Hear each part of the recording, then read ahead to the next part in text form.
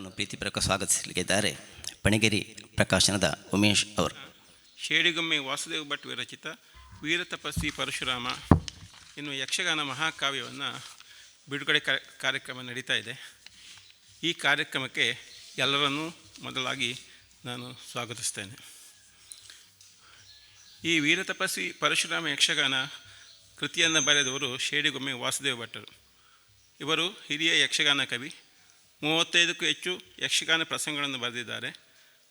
ಅವರ ಈ ಕೃತಿ ವಿಶೇಷವಾಗಿದ್ದು ಯಾಕಂದರೆ 1284 ಪದ್ಯಗಳು, 35ಕ್ಕೂ ಹೆಚ್ಚು 1284 ಪದ್ಯಗಳು, 60ಕ್ಕೂ ಹೆಚ್ಚು ಪಾತ್ರಗಳು ಬರ್ತದೆ, 80ಕ್ಕೂ ಹೆಚ್ಚು ಮಟ್ಟುಗಳಿದೆ. ಇದು 10 ಸಂಧಿಗಳನ್ನು ಒಳಗೊಂಡಿದೆ. ಇದು ಇಷ್ಟೊಂದು ದೊಡ್ಡ ಪ್ರಸಂಗ ಯಕ್ಷಗಾನದಲ್ಲಿ ಭಾಳ ಅಪರೂಪ. ಇಂಥ ಒಂದು ಕೃತಿಯನ್ನು ಬರೆದಕ್ಕಾಗಿ ಅವರನ್ನು ನಾನು ಪ್ರಥಮವಾಗಿ ಅಭಿನಂದಿಸ್ತೇನೆ.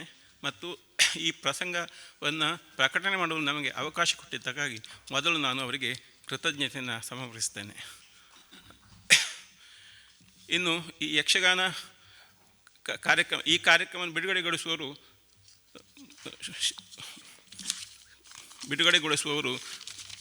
ಡಾಕ್ಟರ್ ಕಬ್ಬಿನಾಲೆ ವಸಂತ ಭಾರದ್ವಾಜ್.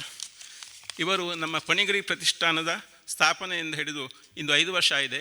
ಎಲ್ಲ ಕಾರ್ಯಕ್ರಮಗಳಿಗೂ ನಮ್ಮ ಬೆನ್ನೆಲುಬಾಗಿದ್ದವರು. ಇದರ ನಮ್ಮ ಪ್ರತಿಷ್ಠಾನ ಸ್ಥಾಪನೆಗೂ ಸಹ ಅವರೇ ಕಾರಣ. ಮೊದಲು ಮಾನಸ ಚರಿತ್ರೆ ಎಂಬ ಅಪೂರ್ವ ಗ್ರಂಥ ಯಕ್ಷಗಾನ ಕೃತಿಯನ್ನು ಪ್ರಕಟಣೆ ಮಾಡುವ ಮೂಲಕ ನಾವು ನಮ್ಮ ಪ್ರತಿಷ್ಠಾನವನ್ನು ಪ್ರಾರಂಭ ಮಾಡಿದ್ದೆವು. ಅಲ್ಲಿಂದ ಒಟ್ಟು 15 ಪ್ರಸಂಗವನ್ನು ನಾವು ಪ್ರಕಟಣೆ ಮಾಡಿದ್ದೇವೆ. ಅದರಲ್ಲಿ 12 ಪ್ರಸಂಗಗಳಿಗೆ ನಮ್ಮ ಭಾರದ್ವಾಜರೇ ಸಂಪಾದಕರು. ಉಳಿದ 3 ಕೃತಿಗಳಿಗೆ ಅವರು ಮುನ್ನಡಿಕಾರರು. ಈ ಕೃತಿಗೂ ಸಹ ಅವರೇ ಮುನ್ನಡಿಕಾರರು. ಅವರು ಈ ಪ್ರಸಂಗವನ್ನು ಬಿಡುಗಡೆ ಮಾಡ್ತಾ ಇದ್ದಾರೆ. ಅವರನ್ನು ನಾನು ಹಾರ್ದಿಕವಾಗಿ ಸ್ವಾಗತಿಸ್ತೇನೆ. ಇನ್ನು ಶೇಡಿಗೊಮ್ಮೆ ವಾಸುದೇವ ಭಟ್ರಿಗೂ ಸಹ ಸ್ವಾಗತ. ಶ್ರೀಧರ್ DS ಇವರು ಹಿರಿಯ ಪ್ರಸಂಗಕರ್ತರು ಹಾಗೂ ಕಾದಂಬರಿಕಾರರು. ಈ ವೀರತಪಸ್ವಿ ಪ್ರಸಂಗದ ಮೂಲ ಕತೆ ಶ್ರೀಧರವರ ವೀರ ಪರಶುರಾಮ ಕೃತಿಯನ್ನೇ ಆಧರಿಸಿ ಶೇಡಿಗೊಮ್ಮೆ ವಾಸುದೇವ ಭಟ್ರು ಈ ಪ್ರಸಂಗವನ್ನು ಬರೆದಿದ್ದಾರೆ. ಅವರು ಸಹ ನಮ್ಮ ಪಣಿಗೇರಿ ಪ್ರತಿಷ್ಠಾನಕ್ಕೆ ಬಹಳ ಹಿಂದಿನಿಂದಲೂ ಹಲವು ಸಲಹೆ ಸೂಚನೆಗಳನ್ನು ನೀಡಿ ಅದರ ಬೆಳವಣಿಗೆಗೆ ಕಾರಣರಾಗಿದ್ದಾರೆ. ಹಿಂದೆ ಸಹ ನಮ್ಮ ತಂದೆಯವರ ಪ್ರಸಂಗಕ್ಕೂ ಸಹ ಅವರು ಬೆನ್ನುಡಿ ಬರೆದಿದ್ದಾರೆ. ಈ ಕೃತಿಗೂ ಸಹ ಅವರೇ ಬೆನ್ನುಡಿ ಬರೆದಿದ್ದಾರೆ. ಅವರನ್ನು ಸಹ ನಾನು ಹಾರ್ದಿಕವಾಗಿ ಸ್ವಾಗತಿಸ್ತೇನೆ. ಹಾಗೆ ಈ ಕಾರ್ಯಕ್ರಮದಲ್ಲಿ ಗಿರೀಶ್ ಹೆಗಡೆ ಪ್ರಬಂಧಕರು, ಧರ್ಮಸ್ಥಳ ಮೇಳ, ಅವರು ಬಂದಿದ್ದಾರೆ. ಅವರಿಗೆ ನಾನು ನಮ್ಮ ಪ್ರತಿಷ್ಠಾನದ ಪರವಾಗಿ ಹಾಗೂ ಸಿರಿಬಾಗಿಲು ಪ್ರತಿಷ್ಠಾನದ ಪರವಾಗಿ ಹಾರ್ದಿಕವಾಗಿ ಸ್ವಾಗತವನ್ನು ಕೋರುತ್ತೇನೆ. ನಮ್ಮವರೇ ಆದ ಸಿರಿಬಾಗಿಲು ಪ್ರತಿಷ್ಠಾನದ ಅಧ್ಯಕ್ಷರಾದ ರಾಮಕೃಷ್ಣಮಯ್ಯರಿಗೂ ಸಹ ಸ್ವಾಗತ. ಇನ್ನು ಈ ಪ್ರಸಂಗ ಕೃತಿಯ ಬಗ್ಗೆ ಹೇಳುವುದಾದರೆ, ಇದು ಶೇಡಿಗೊಮ್ಮೆಯವರು 35ಕ್ಕೂ ಹೆಚ್ಚು ಪ್ರಸಂಗ ಬರೆದಿದ್ದಾರೆ. ಎಲ್ಲವೂ ಪ್ರಕಟಣೆ ಆಗಿಲ್ಲ. 10-12 ಪ್ರಸಂಗ ಆಗಿದೆ. ಉಳಿದಗಳು ಸಹ ಇನ್ನೂ ಪ್ರಕಟಣೆಗೆ ಬಾಕಿ ಉಳಿದಿವೆ. ಅವರು ಈ ಪ್ರಸಂಗವನ್ನು ಬರೆದಾಗ ಅದನ್ನು ಪ್ರಕಟಣೆ ಮಾಡೋ ಬಗ್ಗೆ ಕೇಳಿಕೊಂಡರು. ಮೊದಲು ನಾನು ಇದು ಯಕ್ಷಗಾನ ಅಕಾಡೆಮಿಯವರ ಮೂಲಕ ಪ್ರಕಟಣೆ ಮಾಡಲಿಕ್ಕೆ ಪ್ರಯತ್ನ ಪಟ್ಟೆ. ಆದರೆ ಸಾಧ್ಯ ಆಗಲಿಲ್ಲ. ಕೊನೆಗೆ ನಾನೇ ಅದನ್ನು ಪ್ರಕಟಣೆ ಮಾಡಲಿಕ್ಕೆ ಮನಸ್ಸು ಮಾಡಬೇಕಂತ ಯೋಚನೆ ಮಾಡಿದೆ. ಬಟ್ ಅದು ಇಂದು ನೆರವೇರ್ತಾ ಇದೆ. ಇನ್ನೊಂದು ವಿಶೇಷವೆಂದರೆ, ನಾಳೆ 13ನೇ ತಾರೀಕು ಶೇಡಿಗೊಮ್ಮೆಯವರ 81ನೆಯ ಜನ್ಮದಿನ. ಇವತ್ತು ಅವರು 80 ವರ್ಷಗಳನ್ನು ಪೂರೈಸ್ತಾ ಇದ್ದಾರೆ. ಆ ದಿನವೇ ಈ ಪ್ರಸಂಗವನ್ನು ಬಿಡುಗಡೆ ಮಾಡುವ ಭಾಗ್ಯ ನಮಗೆ ದೊರಕಿದೆ. ಇದು ನಾವು ಯೋಚನೆ ಮಾಡಿದ್ದಲ್ಲ, ಇದು ಅದಾಗಿ ನಡೆದದ್ದು.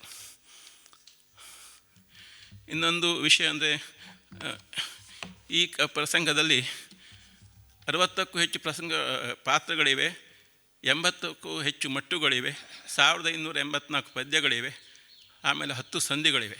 ಇದು ಒಂದು ಅಪೂರ್ವ ಪ್ರಸಂಗ. ಇವುಗಳನ್ನು ಎಲ್ಲರೂ ಓದಿ ಪ್ರೋತ್ಸಾಹಿಸಬೇಕು. ಇದು ಯಕ್ಷಗಾನಕ್ಕೆ ಮಾತ್ರವಲ್ಲ, ಇದು ಒಂದು ಕಾವ್ಯ. ಬರೀ ಎಲ್ಲ ಪ್ರಸಂಗಗಳನ್ನು, ಎಲ್ಲ ಪದ್ಯಗಳನ್ನು ಮೇಳಗಳಲ್ಲಿ ಆಟ ಆಡಲು ಸಾಧ್ಯವಿಲ್ಲ. ಆದರೆ ಆ ಪದ್ಯಗಳನ್ನು ಓದಿದಾಗ ಅದರ ಒಂದು ಮಹತ್ವ ತಿಳಿಯುತ್ತದೆ. ಹಾಗೆ ಎಲ್ಲರೂ ಇದನ್ನು ಓದಿ ಹೆಚ್ಚು ಆನಂದ ಪಡಬೇಕಂತ ನಾನು ಹೇಳ್ತೇನೆ. ಎಲ್ಲರಿಗೂ ನನ್ನ ಸ್ವಾಗತವನ್ನು ಕೋರುತ್ತಾ ನನ್ನ 2 ಮಾತುಗಳನ್ನು ಮುಗಿಸ್ತೇನೆ. ಎಲ್ಲ ಗಣ್ಯರನ್ನು ಕೂಡ ಸಿರುಬಾಗಿಲು ಪ್ರತಿಷ್ಠಾನದ ಅಧ್ಯಕ್ಷರಾದಂತಹ ಸಿರುಬಾಗಿಲು ರಾಮಕೃಷ್ಣಮಯ್ಯರು ಗೌರವಿಸಬೇಕಾಗಿ ಕೇಳಿಕೊಳ್ತಾ ಇದ್ದೆ.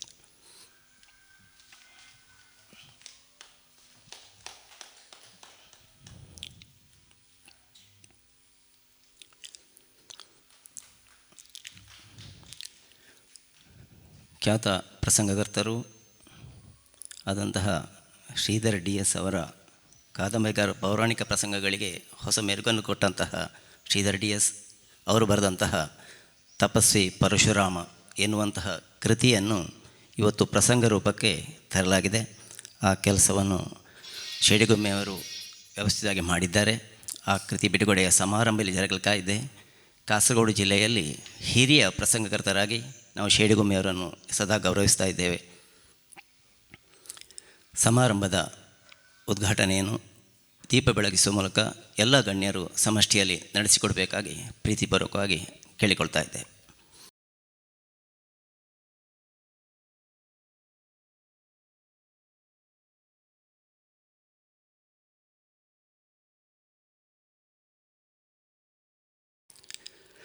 ಹಿರಿಯ ಪ್ರಸಂಗಕರ್ತರು, ಯಕ್ಷಗಾನ ಛಂದಸ್ಸಿನಲ್ಲಿ PhD ಗಳಿಸಿದಂಥ ಡಾಕ್ಟರೇಟ್ ಪಡೆದಂತಹ ಡಾಕ್ಟರ್ ವಸಂತ ಭಾರದ್ವಾಜ್, ಕಬ್ಬಿನಾಲೆ ವಸಂತ ಭಾರದ್ವಾಜ್ ಅವರು ತಮ್ಮ ದಿವ್ಯ ಹಸ್ತದಿಂದ ಕೃತಿ ಬಿಡುಗಡೆಗೊಳಿಸಬೇಕು, ಲೋಕಾರ್ಪಣೆಗೊಳಿಸಬೇಕಾಗಿ ಈ ಸಂದರ್ಭದಲ್ಲಿ ಕೇಳಿಕೊಳ್ತಾ ಇದ್ದೇವೆ.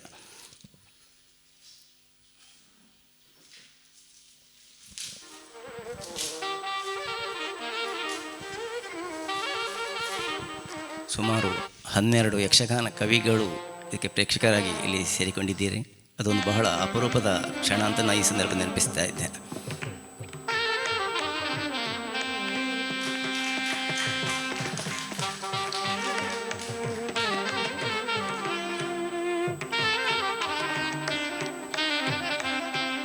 ಪ್ರಸಂಗವನ್ನು ಎಲ್ಲರಿಗೂ ಪ್ರೀತಿಪೂರ್ವಕ ವಂದನೆಗಳು.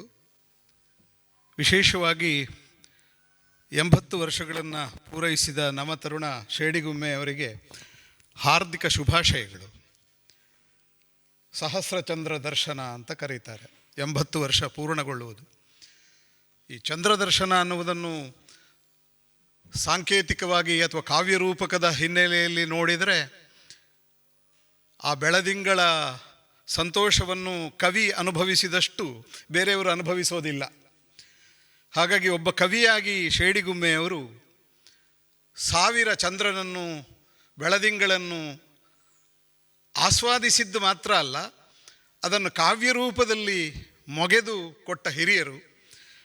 ಅವರಿಗೆ ನಾವೆಲ್ಲರೂ ಪ್ರೀತಿಯಿಂದ ಈ ಶುಭ ಸಂದರ್ಭದಲ್ಲಿ ಅಭಿನಂದನೆಗಳನ್ನು ಹೇಳುವುದು ನಮಗೆಲ್ಲ ಸಂತೋಷವನ್ನು ತಂದಿದೆ. ಇನ್ನೊಂದು ವಿಶೇಷವಾದ ಸಂತೋಷ ಅಂತಂದರೆ, ಇದು ಯಕ್ಷಗಾನ ಮಹಾಕಾವ್ಯ. ಯಕ್ಷಗಾನದ ಸಾಹಿತ್ಯೇತಿಹಾಸವನ್ನು ನೋಡಿದರೆ ಸುಮಾರು 1750ರಲ್ಲಿ ಒಬ್ಬ ಚೆನ್ನಪ್ಪ ನಿಡುಗಲ್ಲ ಅಂತ ಒಬ್ಬ ಕವಿ ಇದ್ದ. ಅವನು ವಿಜಯನಗರದ ದಕ್ಷಿಣ ಭಾಗದಲ್ಲಿದ್ದ ಅಂತ ಹೇಳ್ಕೊಂಡಿದ್ದಾನೆ.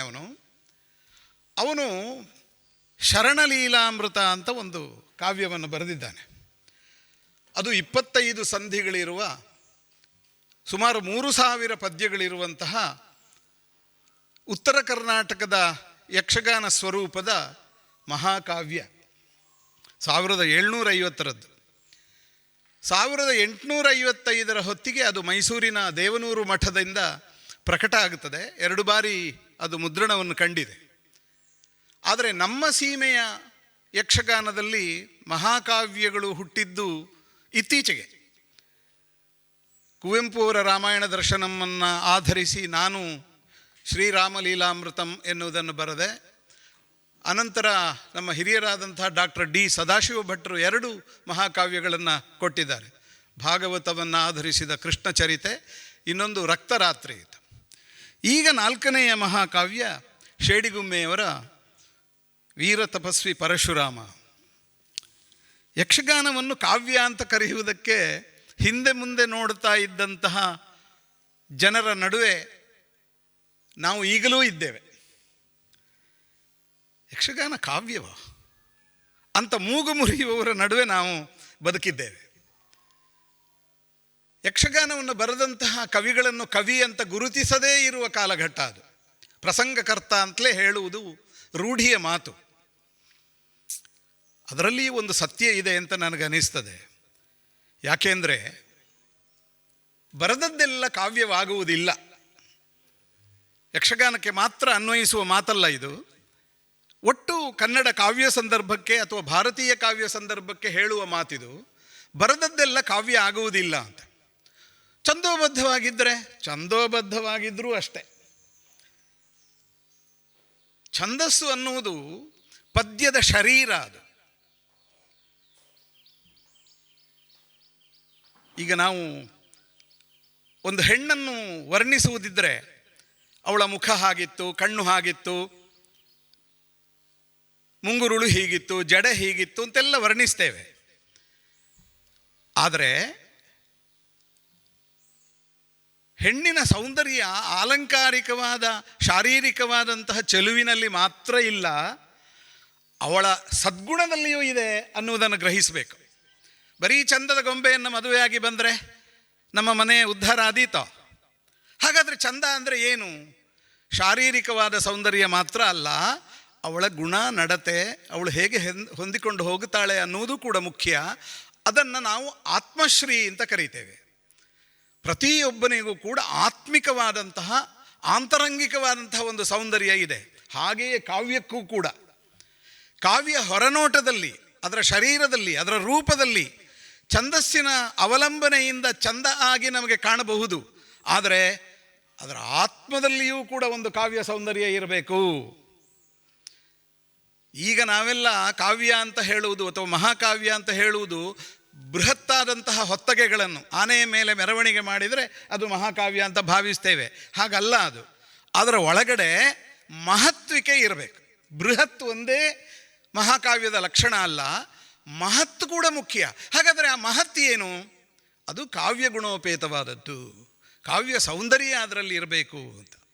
ಹಾಗೆ ನೋಡಿದರೆ ಯಕ್ಷಗಾನದ ಪ್ರಸಂಗಗಳು ಹೆಚ್ಚಿನವು ಕಾವ್ಯ ಗುಣದಿಂದ ಕೂಡಿರುವಂತಹದ್ದು ಅನ್ನೋದರಲ್ಲಿ ಎರಡು ಮಾತೇ ಇಲ್ಲ. ಆದರೆ ನಾವು ಮಹಾಕಾವ್ಯ ಅಂತ ಕರೀಲಿಲ್ಲ. ಈಗ ಪಾರ್ಥಿಸುಬ್ಬನ ಎಲ್ಲ ರಾಮಾಯಣ ಪ್ರಸಂಗಗಳನ್ನು ಒಟ್ಟಿಗಿಟ್ಟು ಅದನ್ನು ಯಾಕೆ ಮಹಾಕಾವ್ಯ ಅಂತ ಕರೀಬಾರದು? ಹೊಸತೋಟ ಮಂಜುನಾಥ ಭಾಗವತ ಪ್ರಸಂಗ ಮಾಲಿಕೆ ಇರಬಹುದು, ಮಹಾಭಾರತ ಮಾಲಿಕೆ ಇರಬಹುದು, ರಾಮಾಯಣ ಮಾಲಿಕೆ ಇರಬಹುದು. ಅದು ಕೂಡ ಪ್ರತ್ಯೇಕವಾದಂತಹ ಮಹಾಕಾವ್ಯ ಅಂತ ಕರೆಯಲ್ಪಡುವ ಯೋಗ್ಯತೆಯನ್ನು ಪಡೆದ ಕೃತಿಗಳೇ ಹೌದು. ಆದರೆ ನಾವು ಹಾಗೆ ಕರೀಲಿಲ್ಲ. ಯಾಕೆ ಕರೀಲಿಲ್ಲ?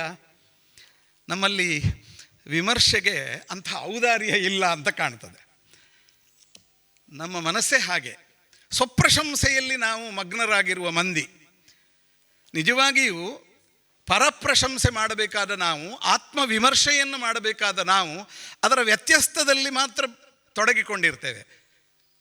ಆತ್ಮಪ್ರಶಂಸೆ ಮಾಡಿ ಪರರ ನಿಂದೆಯನ್ನು ಮಾಡುವಂತಹ ಸ್ವಭಾವ ಬೆಳೆಸಿಕೊಂಡ ಪರಿಣಾಮದಿಂದ ನಮ್ಮ ಸುತ್ತಲಿನ ನಮ್ಮ ಯಕ್ಷಗಾನದ ಸೌಂದರ್ಯವನ್ನು, ಅದರ ಹಿರಿಮೆಯನ್ನು, ಗರಿಮೆಯನ್ನು ಕೊಂಡಾಡುವಂತಹ ಒಂದು ಮನೋಭಾವ ನಮ್ಮಲ್ಲಿ ಇಲ್ಲದೇ ಹೋಯಿತೇನೋ ಅಂತ ನನಗನಿಸ್ತದೆ.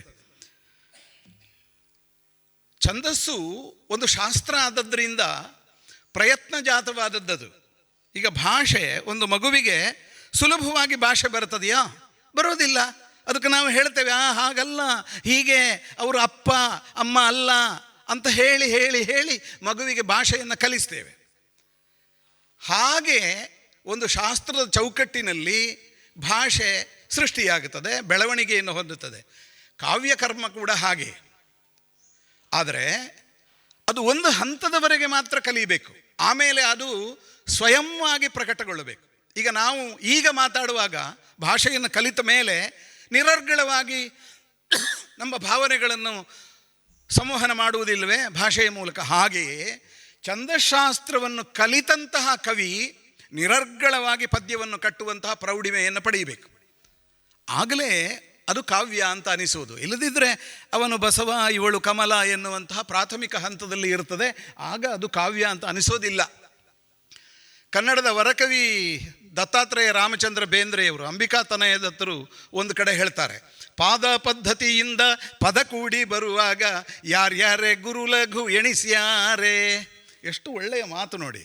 ಪಾದ ಪದ್ಧತಿಯಿಂದ ಪದ ಕೂಡಿ ಬರುವಾಗ ಯಾರ್ಯಾರು ಗುರು ಲಘು ಎಣಿಸ್ಯಾರೆ.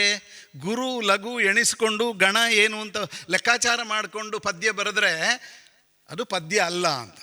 ಪಾದ ಪದ್ಧತಿಯಿಂದ ಅಂದರೆ ಒಂದು ಛಂದಸ್ಸಿನ ಶಾಸ್ತ್ರದ ಚೌಕಟ್ಟಿನಲ್ಲಿ ಸ್ವಯಂಜಾತವಾಗಿ ಕಾವ್ಯ ಹೊರಹೊಮ್ಮಬೇಕು, ಅದು ಕಾವ್ಯ.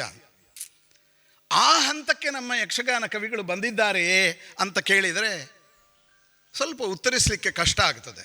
ಯಾಕೆಂದರೆ ಷಟ್ಪದಿಗೆ 6 ಪಾದಗಳು ಅಂತ ಗೊತ್ತಿಲ್ಲದೆ ಇದ್ದವರು ಬರೆದಂತಹ ಪ್ರಸಂಗಗಳು ಇವತ್ತು ರಂಗದಲ್ಲಿ ವೈಭವೋಪೇತವಾಗಿ ಮೆರೆಯುತ್ತಾ ಇವೆ. ಏನನ್ನೋಣ ಇದಕ್ಕೆ? ಏನು ಹೇಳಲಿಕ್ಕಿಲ್ಲ. ಆದರೆ ಒಂದು ಶಾಸ್ತ್ರವೇ. ಸಾವಿರಾರು ವರ್ಷಗಳಿಂದ ಬೆಳೆದು ಬಂದಂತಹ ಅನೇಕ ಪಂಡಿತರ ಸೃಷ್ಟಿಯಾದಂತಹ ಒಂದು ಶಾಸ್ತ್ರವನ್ನು ಇದು ಏನೂ ಅಲ್ಲ ಅಂತ ಹೀಗಳೆಯುವುದು ಕೂಡುದು. ಶೇಡಿಗುಮ್ಮೆ ವಾಸುದೇವ ಭಟ್ಟರ ಈ ವೀರ ತಪಸ್ವಿ ಪರಶುರಾಮ ಶಬ್ದ ಮತ್ತು ಅರ್ಥ ಎರಡೂ ಸಮನ್ವಯಗೊಳಿಸಿಕೊಂಡಂತಹ ನಿಜವಾದ ಶ್ರೇಷ್ಠ ಮಹಾಕಾವ್ಯ ಅಂತ ಹೇಳಲಿಕ್ಕೆ ನನಗೆ ತುಂಬ ಸಂತೋಷ ಆಗ್ತದೆ. ಶಬ್ದ ಮತ್ತು ಅರ್ಥ ಎರಡೂ ಸೇರಿದರೆ ಅದು ಕಾವ್ಯ ಆಗುತ್ತದೆ. ಶಬ್ದದಲ್ಲಿಯೂ ಕೂಡ ವಿಶೇಷತೆ ಇದೆ. ಈಗ ಮುದ್ದಣ ಬಡ ನಡುವಿನ ಜಡಪಿಡಿ ನಡೆದುದು ಬಿಡು ಅಂತ ಯಾಕೆ ಹೇಳ್ತಾನೆ? ಅದರಲ್ಲಿ ಒಂದು ನಾದಮಯತೆ ಸೃಷ್ಟಿಯಾಗುತ್ತದೆ. MS ಸುಬ್ಬಲಕ್ಷ್ಮಿ ಅವರು ಹಾಡಿದ ತಿರುಪತಿ ವೆಂಕಟೇಶ್ವರ ಸುಪ್ರಭಾತ ಸಂಸ್ಕೃತದಲ್ಲಿ ಇದ್ದರೂ ಕೂಡ ನಾವು ಅದನ್ನು ಕೇಳಿದಾಗ ಆನಂದ ಉಂಟಾಗುವುದಿಲ್ವೇ? ಸಂಸ್ಕೃತ ಬಾರದೇ ಇದ್ದವರು ಕೂಡ ಅದನ್ನು ಅನುಭವಿಸುವುದಿಲ್ವೇ? ಹಾಗಾದರೆ ಅದು ಶಬ್ದದ ನಾದದ ಒಂದು ಸೆಳೆತ. ಅದರಲ್ಲಿಯೂ ಕೂಡ ಕಾವ್ಯದ ಸೌಂದರ್ಯ ಇದೆ. ಎರಡನೆಯದು ಅರ್ಥಾಲಂಕಾರ, ಅರ್ಥವೂ ಕೂಡ ಇರಬೇಕು. ಎಷ್ಟೋ ಪದ್ಯಗಳು ಸುಮ್ಮನೆ ಅವನು ಬಂದನು ಇವಳು ಹೋದಳು ಅಂತ ಹೇಳಿದರೆ ಕಾವ್ಯ ಆಗುವುದಿಲ್ಲ, ಆಗಬಾರದು. ಅದರಲ್ಲೊಂದು ಏನೋ ವಕ್ರೋಕ್ತಿ ವಿಲಾಸ ಇರಬೇಕು. ಸಾಮಾನ್ಯರಾಡುವಂತಹ ಮಾತನ್ನೇ ಸೌಂದರ್ಯದ ದೃಷ್ಟಿಯಿಂದ ವಿಲಾಸಮಯವಾಗಿ ಆಕರ್ಷಕವಾಗಿ ಹೇಳುವುದೇ ಕಾವ್ಯವಲ್ವೇ? ಆ ಹಿನ್ನೆಲೆಯಲ್ಲಿ ಯಕ್ಷಗಾನದ ಕವಿಗಳು ಮಾಡಿದ ಸಾಧನೆ ಕನ್ನಡ ಭಾಷೆಗೆ ಮೆರುಗನ್ನು ಕೊಡುವಂತಹದ್ದು, ಕೋಡು ಮೂಡಿಸುವಂತಹದ್ದು. ಅದು ಕೇವಲ ನಿರೂಪಣೆ ಅಲ್ಲ. ಈಗ ಉದಾಹರಣೆಗೆ ವಿರಾಟ ಪರ್ವದಲ್ಲಿ ಅಜಪುರದ ವಿಷ್ಣು ಬರೆದಂತಹ ವಿರಾಟ ಪರ್ವ, ಕೀಚಕ ಸೈರಂಧ್ರಿಯನ್ನು ನೋಡಿ ತನ್ನೊಳಗೆ ಆನಂದಿಸ್ತಾನೆ. ವನಿತೆ ತನ್ನಗ ಹಳೆನುತ ಮನದೊಳಗೆ ಗುಡಿಗಟ್ಟಿದನು ನಿರತ. ವನಿತೆ ತನ್ನಗ ಹಳೆನುತ ಗಮಿಸಿದನು ಮನದೊಳಗೆ ಗುಡಿಗಟ್ಟುತ್ತಾ. ಏನಿದು ಮನದೊಳಗೆ ಗುಡಿಗಟ್ಟುವುದು? ಸೈರಂಧ್ರಿಯ ರೂಪ ಸೌಂದರ್ಯವನ್ನು ನೋಡಿದಂತಹ ಕೀಚಕ ತನ್ನ ಮನಸ್ಸಿನ ಒಳಗೆ ಇವಳು ನನ್ನ ಹೆಂಡತಿಯಾದರೆ ನಾನು ಪಡುವಂತಹ ಆನಂದ ಎಷ್ಟು, ಹರ್ಷಾತಿರೇಕ ಎಷ್ಟು ಅನ್ನುವುದನ್ನು ಅನುಭವಿಸುತ್ತಾ ಮನಸ್ಸಿನಲ್ಲಿಯೇ ಅವಳಿಗೆ ಮಂದಿರವನ್ನು ಕಟ್ಟಿದ, ಮನದೊಳಗೆ ಗುಡಿ ಕಟ್ಟಿದ. ಹಾಗಾದರೆ ನಮ್ಮ ಕೀಚಕ ಪಾತ್ರಧಾರಿ ಅಥವಾ ಅರ್ಥಧಾರಿ ಯಾವ ಹಂತದಲ್ಲಿ ತನ್ನ ಆಲೋಚನೆಯನ್ನು ಕಟ್ಟಿಡಬೇಕು? ಮನದೊಳಗೆ ಗುಡಿಗಟ್ಟಬೇಕದು. ಅವಳು ಸೌಂದರ್ಯ ಲಕ್ಷ್ಮಿ, ಅವಳನ್ನು ದೇವಸ್ಥಾನ ಕಟ್ಟಿ ನಾನು ಪೂಜೆ ಮಾಡುತ್ತೇನೆ ಎನ್ನುವಂತಹ ಅದು ವಿಟನ ಪರಿಭಾಷೆ ಇರಬಹುದು. ಆದರೆ ಅದರಲ್ಲಿರುವಂತಹ ಕಾವ್ಯ ಸೌಂದರ್ಯ ಎಷ್ಟು ದೊಡ್ಡದು. ಇನ್ನೊಂದು ಅರ್ಥ ಇದೆ. ಗುಡಿಗಟ್ಟುವುದು ಅಂತಂದರೆ ಕೇವಲ ದೇವಸ್ಥಾನ ಕಟ್ಟುವುದು ಅಂತ ಅಲ್ಲ. ಗುಡಿಗಟ್ಟುವುದು ಅಂತಂದರೆ ಧ್ವಜ ಹಾರಿಸುವುದು ಅಂತ ಅರ್ಥ. ಕುಮಾರವ್ಯಾಸ ಅದನ್ನು ಬಹಳ ಚೆನ್ನಾಗಿ ಬಳಸ್ತಾನೆ. ಧ್ವಜ ಹಾರಿಸುವುದು ಯಾವಾಗ? ವಿಜಯೋತ್ಸವ ಆದಾಗ. ಸೈರಂಧ್ರಿಯನ್ನು ನೋಡಿ ಕೀಚಕ ಮನದೊಳಗೆ ಗುಡಿಗಟ್ಟಿದ ಅಂತಂದರೆ, ನಾನು ಅಕ್ಕನಿಗೆ ಸುದೇಶ್ನೆಗೆ ಹೇಳಿ ಇವಳನ್ನು ನನ್ನ ಅಂತಃಪುರಕ್ಕೆ ಬರೆಸಿ ನಾನು ಅವಳೊಂದಿಗೆ ದಾಂಪತ್ಯ ಸುಖವನ್ನು ಪಟ್ಟು ನಾನು ಗೆದ್ದು ಬಿಡುತ್ತೇನೆ ಬಾಳಿನಲ್ಲಿ ಅನ್ನುವ ವಿಜಯೋತ್ಸವದ ಭ್ರಮೆಗೆ ಒಳಗಾಗಿ ಅವನು ಮನದಲ್ಲಿ ಗುಡಿಗಟ್ಟಿದ ಅಂತ. ಹಾಗಾದರೆ ಒಂದು ಸಾಲು ಕವಿ ಎಷ್ಟು ಭಾವನೆಗಳನ್ನು, ಕಾದಂಬರಿಯ ಪುಟಗಳಲ್ಲಿ ತುಂಬಬಹುದಾದ ಭಾವನೆಗಳೆಲ್ಲವನ್ನೂ ಕೂಡ ಒಂದು ಸಾಲಿನಲ್ಲಿ ತುಂಬಿಸಬೇಕಾದರೆ ಕವಿಗೆ ಇರಬೇಕಾದಂತಹ ಆ ಎರಕಗೊಳಿಸುವ ಶಕ್ತಿ, ಪ್ರತಿಭೆ ಎಷ್ಟು ದೊಡ್ಡದು. ಇಂತಹ ಅನೇಕ ಉದಾಹರಣೆಗಳನ್ನು ನಾವು ಯಕ್ಷಗಾನ ಕಾವ್ಯದಲ್ಲಿ ನೋಡ್ತೇವೆ. ಆದ್ದರಿಂದಲೇ ಯಕ್ಷಗಾನವನ್ನು ಪ್ರಸಂಗ ಅಂತ ಕರೀಬಾರದು, ಕಾವ್ಯ ಅಂತಲೇ ಕರೀಬೇಕು ಅಂತ ನಾನು ಹೇಳೋದು. ಒಂದು ಚೂರಿಗೆ ಎರಡು ಒರೆಯು ಹೊಂದುವುದೇ, ಪಂಚವಟಿಯಲ್ಲಿ ಪಾರ್ಥಿಸುಬ್ಬ ಹೇಳ್ತಾನೆ. ಒಂದು ಚೂರಿ ಅಲ್ಲ, ಅದು ಒಂದು ಚೂರು ಚಿನ್ನಕ್ಕೆ ಎರಡು ಒರೆ ಬೇಕಾಗಿಲ್ಲ, ಒರೆಗಲ್ಲು ಒಂದೇ ಸಾಕಾಗುತ್ತದೆ ಒಂದು ಚೂರು ಚಿನ್ನವನ್ನು ಪರೀಕ್ಷಿಸುವುದಕ್ಕೆ ಎನ್ನುವ ಅರ್ಥ ಸಂಪತ್ತನ್ನು ಅದರ ಒಳಗೆ ಅಡಗಿಸಿಕೊಂಡ ರೀತಿಯಲ್ಲಿ ಪದ್ಯ ಬರೆದನಲ್ಲ ಪಾರ್ಥಿಸುಬ್ಬ, ಅವನು ಮಹಾಕವಿ ಅಲ್ವೇ? ಎಂತೆಂತಹ ಪದ್ಯಗಳು! ಕಡುಗವಾಗಲಿ ನೀತಿಯಾಗಲಿ ಒಡೆಯ ಲಕ್ಷ್ಮೀರಮಣ ನೈತಃ, ದೇವಿದಾಸ ಕೃಷ್ಣ ಸಂಧಾನದಲ್ಲಿ ಹೇಳೋದು. ಕಡುಗವೋ ನೀತಿಯೋ, ಯುದ್ಧವೋ ಸಂಧಾನವೋ ಅಂತ ಅರ್ಥ ಅಲ್ಲ, ಅದರ ಜೊತೆಗೆ ಕಡುಗವೇ ಆಗಲಿ ಆದರೆ ಅದು ನೀತಿಯಾಗಲಿ ಅನ್ನುವಂತಹ ಇತ್ಯಾತ್ಮಕವಾದ ರೀತಿಯ ಒಂದು ಧ್ವನಿ ಅದರಲ್ಲಿ ಸೃಷ್ಟಿಯಾಗ್ತದೆಯಲ್ಲ, ಅದು ದೇವಿದಾಸನ ಕಾವ್ಯ ಪ್ರತಿಭೆ. ಇಂತಹ ಸಾಲು ಸಾಲು ಕಾವ್ಯ ಸೌಂದರ್ಯಗಳನ್ನು ನಮ್ಮ ಯಕ್ಷಗಾನ ಒಳಗೊಂಡಿದೆ. ಆದರೆ ದುರದೃಷ್ಟವಶಾತ್ ಈ ಕಾವ್ಯ ಸೌಂದರ್ಯವನ್ನು ಪ್ರಕಟಿಸುವ, ಪ್ರದರ್ಶಿಸುವ, ಪ್ರಚಾರ ಮಾಡುವ ಯಾವ ಕೆಲಸವೂ ನಮ್ಮಲ್ಲಿ ನಡೀತಾ ಇಲ್ಲ. ನಾನು ತುಂಬ ವಿಷಾದದಿಂದ ಹೇಳುವ ಮಾತು. ನಾವೆಲ್ಲರೂ ಯಕ್ಷಗಾನ ರಸಿಕರೇ, ಆಟ ನೋಡ್ತೇವೆ, ಕುಣಿತೇವೆ, ಸಂತೋಷ ಪಡ್ತೇವೆ, ಹೌದು. ಆದರೆ ಅದು ಯಕ್ಷಗಾನದ ಒಂದು ಮುಖ. ಅದರ ನಿಜವಾದ ಮುಖ ಕಾವ್ಯದ ಪುಟಗಳ ಒಳಗಡೆ ಇದೆ. ನಮ್ಮ ಕರಸ್ಥಳ ರಂಗಭೂಮಿ ಅಂತ ನಾವು ಪುಸ್ತಕವನ್ನು ಕರಿತೇವೆ. ಈ ಪುಸ್ತಕವನ್ನು ಓದುತ್ತಾ ನಮ್ಮ ರಂಗಭೂಮಿಯನ್ನು ನಮ್ಮ ಮನಸ್ಸಿನಲ್ಲಿಯೇ ಭಾವಿಸಿಕೊಂಡು ಅಲ್ಲಿಯೇ ಒಂದು ಹೊಸ ರಸೋತ್ಪಾದನೆ ಸಾಧ್ಯವಾದರೆ ಅದು ನಿಜವಾದ ಕಾವ್ಯ ಆಗ್ತದೆ. ಆಟದಲ್ಲಿ ನೋಡುವುದು ಒಂದು, ಅಲ್ಲಿಯ ಕೀಚಕ ಒಬ್ಬನೇ. ಆದರೆ ನಾವು ಒಂದೊಂದು ದಿನ ಓದಿದಾಗಲೂ ಒಂದೊಂದು ರೀತಿಯ ಕೀಚಕ, ಒಂದೊಂದು ರೀತಿಯ ಪರಶುರಾಮ, ಒಂದೊಂದು ರೀತಿಯ ಭೀಷ್ಮ ನಮ್ಮ ಮನಸ್ಸಿನಲ್ಲಿ ಸೃಷ್ಟಿಯಾಗಿ ಅವರು ನಮ್ಮ ಮೇಲೆ ಪ್ರಭಾವ ಬೀರುವುದಿದ್ರೆ ಅದು ಕಾವ್ಯದ ಮೂಲಕ ಮಾತ್ರ. ಇದು ವಿಶೇಷತೆ ಕಾವ್ಯದ್ದು. ಈ ರೀತಿಯ ಯಕ್ಷಗಾನ ಕಾವ್ಯ ಮಹಾಕಾವ್ಯವಾಗಿ ನಮ್ಮ ಕಣ್ಣೆದುರುಗಡೆ ಸಂಚಲನಗೊಳ್ಳುತ್ತಾ ಇದೆ, ನಮ್ಮ ಮನಸ್ಸಿನಲ್ಲಿ ರೋಮಾಂಚನವನ್ನು ಸೃಷ್ಟಿಸ್ತಾ ಇದೆ ಅಂತಂದರೆ ಶೇಡಿಗುಮ್ಮೆಯಂತಹ ಹಿರಿಯ ಕವಿಗಳನ್ನು ನಾವು ಎಷ್ಟು ಅಭಿನಂದಿಸಿದರೂ ಸಾಲದು. ಅವರು ರಚಿಸಿದಂತಹ ಈ ಪರಶುರಾಮ, ಈ ಮಹಾಕಾವ್ಯ ರಂಗದ ಮೇಲೆ ಮೂಡಲಿ, ಸಾವಿರಾರು ಜನರ ಹೃದಯವನ್ನು ಸೂರೆಗೊಳ್ಳಲಿ, ಯಕ್ಷಗಾನ ಕಾವ್ಯದ ಶ್ರೇಷ್ಠತೆಯನ್ನು ಅರ್ಥಧಾರಿಗಳು ಅನುಭವಿಸಿಕೊಂಡು ಅದನ್ನು ಅನಾವರಣ ಮಾಡುವ ಹಾಗಾಗಲಿ. ಸುಮ್ಮನೆ ಮಾತಾಡುವುದಲ್ಲ, ಕವಿಯ ಆಶಯವನ್ನು ಅಭಿವ್ಯಕ್ತಿಸಬೇಕು ಕಲಾವಿದನಾದವನು. ಕಲಾವಿದನ ನೈಪುಣ್ಯ ಇರುವುದು ಅಲ್ಲಿ, ತನ್ನ ಕಲ್ಪನೆಯ ಚಿತ್ರವನ್ನು ಕಟ್ಟುವುದಲ್ಲ. ಕವಿ ಏನನ್ನು ಬರೆದಿದ್ದಾನೆ, ಕವಿಯ ಆಶಯ ಏನು, ಕವಿ ಪ್ರಯೋಗಿಸಿದಂತಹ ಪದದಲ್ಲಿ ಅಡಗಿರುವ ಅರ್ಥ ಏನು, ಆ ಶಬ್ದ ಮತ್ತು ಅರ್ಥಗಳ ವಿಸ್ತರಣೆಯನ್ನು ವಾಕ್ಯಗಳ ಮೂಲಕ ಹೇಳಿದಾಗ ಕಾವ್ಯ ರಂಗಕಾವ್ಯವಾಗಿ ಪರಿಣಮಿಸ್ತದೆ. ಓದು ಕಾವ್ಯ ರಂಗಕಾವ್ಯವಾಗಿ ಅವತರಿಸಿದಾಗ ಅದು ಸಹಸ್ರಾರು ಜನರ ಹೃದಯಕ್ಕೆ ತಂಪೆರೆಯುತ್ತದೆ. ಶೇಡಿಗುಮ್ಮೆಯವರ ಮಹಾಕಾವ್ಯ ಅಂತಹ ಸುಖ ಸಂತೋಷವನ್ನು ನಾಡಿಗೆ ನೀಡುವಂತಾಗಲಿ ಅಂತ ಹಾರೈಸ್ತೇನೆ. ಅದರ ಆಧಾರಭೂತವಾದ ಕಾದಂಬರಿಯನ್ನು ಬರೆದಂತಹ ನಮ್ಮ ಹಿರಿಯ ಮಿತ್ರ DS ಶ್ರೀಧರ ಅವರನ್ನೂ ಅಭಿನಂದಿಸ್ತೇನೆ ನಾನು. ಹಾಗೆ ಈ ಕಾವ್ಯವನ್ನು ಬಿಡುಗಡೆ ಮಾಡುವ ಸಾಹಸವನ್ನು ಕೈಗೊಂಡಿದ್ದಾರಲ್ಲ ಫಣಿಗಿರಿ ಪ್ರಕಾಶನದ ನಮ್ಮ ಉಮೇಶ್ ರಾವ್ ಅವರಿಗೂ ಕೂಡ ಅಭಿನಂದನೆಗಳು. ನಾನು ಇಡೀ ದಿನ ಮಾತಾಡಲಿಕ್ಕಿದೆ, ಹಾಗಾಗಿ ಹೆಚ್ಚು ಮಾತಾಡೋದಿಲ್ಲ. ನಿಮಗೆಲ್ಲ ಶುಭವಾಗಲಿ ಅಂತ ಹೇಳಿ ನನ್ನ ಮಾತು ಮುಗಿಸ್ತೇನೆ. ನಮಸ್ಕಾರ. ವಂದನೆಗಳು. ಶ್ರೀರಾಮ ಲೀಲಾದರ್ಶನ ಎನ್ನುವಂತಹ ಮಹಾಕಾವ್ಯವನ್ನು ಯಕ್ಷಕಾವ್ಯವನ್ನು ಬರೆದಂತಹ ಡಾಕ್ಟರ್ ಕಬಿನಾಲೆ ವಸಂತ ಭಾರದ್ವಾಜರು ಇನ್ನೊಂದು ಮಹಾಕಾವ್ಯ ವೀರ ತಪಸ್ವಿ ಪರಶುರಾಮ ಎನ್ನುವಂಥ ಕೃತಿಯನ್ನು ಇವತ್ತು ಲೋಕಾರ್ಪಣೆಗೊಳಿಸಿದ್ದಾರೆ. ಅದಕ್ಕೆ ನಾವೆಲ್ಲ ಸಾಕ್ಷಿಯಾಗಿದ್ದೇವೆ. ವಸಂತ ಭಾರದ್ವಾಜರ ಶ್ರೀರಾಮ ಲೀಲಾದರ್ಶನ ಗ್ರಂಥವನ್ನು ನಾವೆಲ್ಲ ಯಕ್ಷಗಾನದ ಪ್ರಸಂಗಕರ್ತರು ಕವಿಗಳು ನಾವು ಸೇರಿಕೊಂಡಿದ್ದೇವೆ. ಓದಲೇಬೇಕಾದಂತಹ ಗ್ರಂಥ, ಮತ್ತೆ ಮತ್ತೆ ಪಠಿಸಬೇಕಾದಂತಹ ಗ್ರಂಥ, ಅದನ್ನು ಮನನ ಮಾಡಬೇಕಾದಂತಹ ಗ್ರಂಥ. ಅಂತಹ ಮಹಾಕಾವ್ಯ ಒಂದು ಬಿಡುಗಡೆಯಾಗಿದೆ. ಆ ಇಂದಿನ ಯಾವ ವೀರ ತಪಸ್ವಿ ಪರಶುರಾಮ ಕೃತಿಗೆ ಮೂಲವಾದಂತಹ ತಪಸ್ವಿ ಪರಶುರಾಮ ಅಂತ ಶ್ರೀಧರ DS ಕೂಡ ನಮ್ಮ ಜೊತೆಯಲ್ಲಿದ್ದಾರೆ. ಇದೊಂದು ಅಪರೂಪದ ಕ್ಷಣ ಅಂತ ನಾನು ನೆನಪಿಸಿಕೊಳ್ತಾ ಇದ್ದೇನೆ. ಈ ಸಂದರ್ಭದಲ್ಲಿ ಪ್ರಸಂಗವನ್ನು ಬರೆದಂತಹ ಶೇಡಿಗುಮ್ಮೆ ವಾಸುದೇವ ಭಟ್ ಅವರು ಬಹುಶಃ ನಮ್ಮ ಕಾಸರಗೋಡು ಜಿಲ್ಲೆಯ ಹಿರಿಯ ಯಕ್ಷಗಾನ ಪ್ರಸಂಗಕರ್ತರು. ಈಗಾಗಲೇ ಅವರ ಸಮಕಾಲೀನರಾದಂತಹ ವೆಂಕಟಕೃಷ್ಣ ಮಧು ಅವರು ಕೀರ್ತಿಶರಾಗಿದ್ದಾರೆ. ಅವರದೇ ಸಮಕಾಲೀನರಾದಂತಹ ಕಿರಿಯ ಭಾಗವತ್ ನಾರಾಯಣ ಭಾಗವತರು ಕೂಡ ಅವರು ಮೂಲತಃ ಕಾಸರಗೋಡಿನವರು ಎನ್ನುವುದಕ್ಕೆ ಹೆಮ್ಮೆ ಪಡ್ತದೆ. ಹಾಗೆ ಕಾಸರಗೋಡು ಜಿಲ್ಲೆಯ ಹಿರಿಯ ತಲೆಮಾರಿನ 3 ಭಾಗವತರು. ಅದೇ ರೀತಿಯಲ್ಲಿ ವಾಸ್ತವ ಭಟ್ ಅವರು ಕೂಡ ನಮ್ಮ ಸಿರಿಬಾಗಿಲು ವೆಂಕಪ್ಪಯ್ಯರ ಸಮಕಾಲೀನರು ಎನ್ನುವುದನ್ನು ಕೂಡ ನಾವು ಈ ಸಂದರ್ಭದಲ್ಲಿ ನೆನಪಿಸಿಕೊಳ್ಳುತ್ತಾ ಅವರ ಕೃತಿಯ ಬಗ್ಗೆ ತನ್ನ ಅನಿಸಿಕೆಗಳನ್ನು ಹಂಚಿಕೊಳ್ಳಬೇಕಾಗಿ ಈ ಸಂದರ್ಭದಲ್ಲಿ ಪ್ರೀತಿಪೂರ್ವಕವಾಗಿ ಕೇಳಿಕೊಳ್ತೇನೆ. ವಾಸ್ತವ ಭಟ್ ಅವರು ಹಾಗೂ ವೇದಿಕೆಯಲ್ಲಿ ವಿರಾಜಮಾನರಾದ ಗಣ್ಯರೇ, ಸಭಾಸೀನರಾದ ಕಾಲಾಸಕ್ತರೇ, ಕಲಾಭಿಮಾನಿಗಳೇ, ನಾನು ಹೆಚ್ಚೇನು ಹೇಳುವುದಿಲ್ಲ. ಈ ವೀರತಪಸ್ವಿ ಪರಶುರಾಮ ಈ ನನ್ನ ಪ್ರಸಂಗಕ್ಕೆ ಆಧಾರ ರೂಪ. ಅದು ಮಿತ್ರರಾದ DS ಶ್ರೀಧರವರ ವೀರತಪಸ್ವಿ ಪರಶುರಾಮ ಕಾದಂಬರಿಯ ಆಧಾರವಾಗಿ ನಾನು ಈ ಪ್ರಸಂಗ ರಚಿಸಿದ್ದೇನೆ.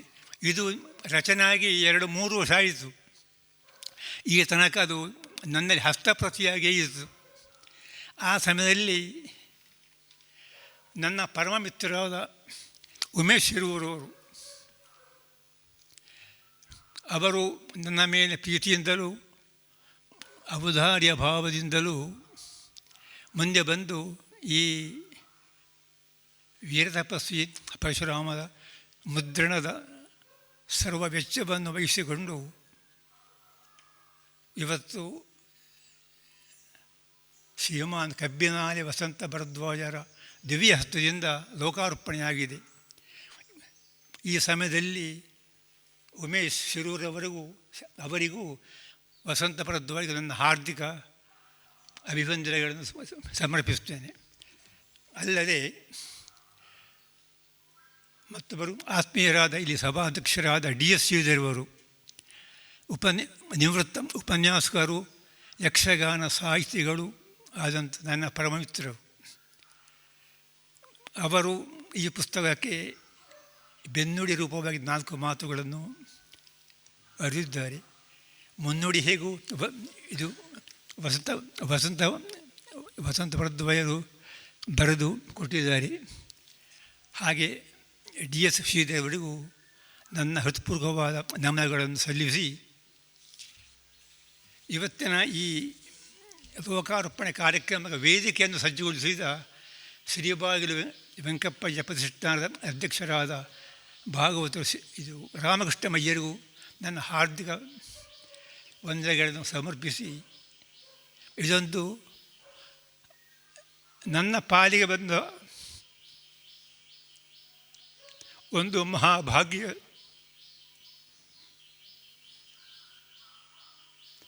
ಅದು ಇವತ್ತು ನೆರವೇರಿದೆ.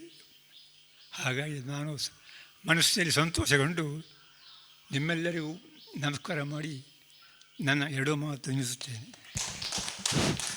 ವಂದನೆಗಳು. ಶೇಡಿಗುಮ್ಮೆ ಅವರು ಈ ಹಿಂದೆ ಬರೆದಂಥ ಯಕ್ಷ ಕುಸುಮ ಎನ್ನುವಂತಹ ಯಕ್ಷಗಾನ ಪ್ರಸಂಗಗಳ ಸಂಪುಟ ಕೂಡ ಈ ಹಿಂದೆ ಪ್ರಕಟವಾಗಿತ್ತು ಎನ್ನುವುದನ್ನು ಈ ಸಂದರ್ಭದಲ್ಲಿ ನೆನಪಿಸಿಕೊಳ್ಳುತ್ತಾ ಹಿರಿಯರ ಪಾದಕ್ಕೆ ವಂದಿಸಿಕೊಂಡು ಸಭೆಯಲ್ಲಿ ಗೌರವ ಉಪಸ್ಥಿತರಿರುವಂತಹ ಆತ್ಮೀಯರು ಮಿತ್ರರು ಆಗಿರುವಂತಹ ಗಿರೀಶ್ ಹೆಗಡೆ, ಪ್ರಬಂಧಕರು ಶ್ರೀ ಧರ್ಮಸ್ಥಳ ಮೇಳ ಅವರು ತಮ್ಮ ಅನಿಸಿಕೆಗಳನ್ನು ಹಂಚಿಕೊಳ್ಬೇಕು.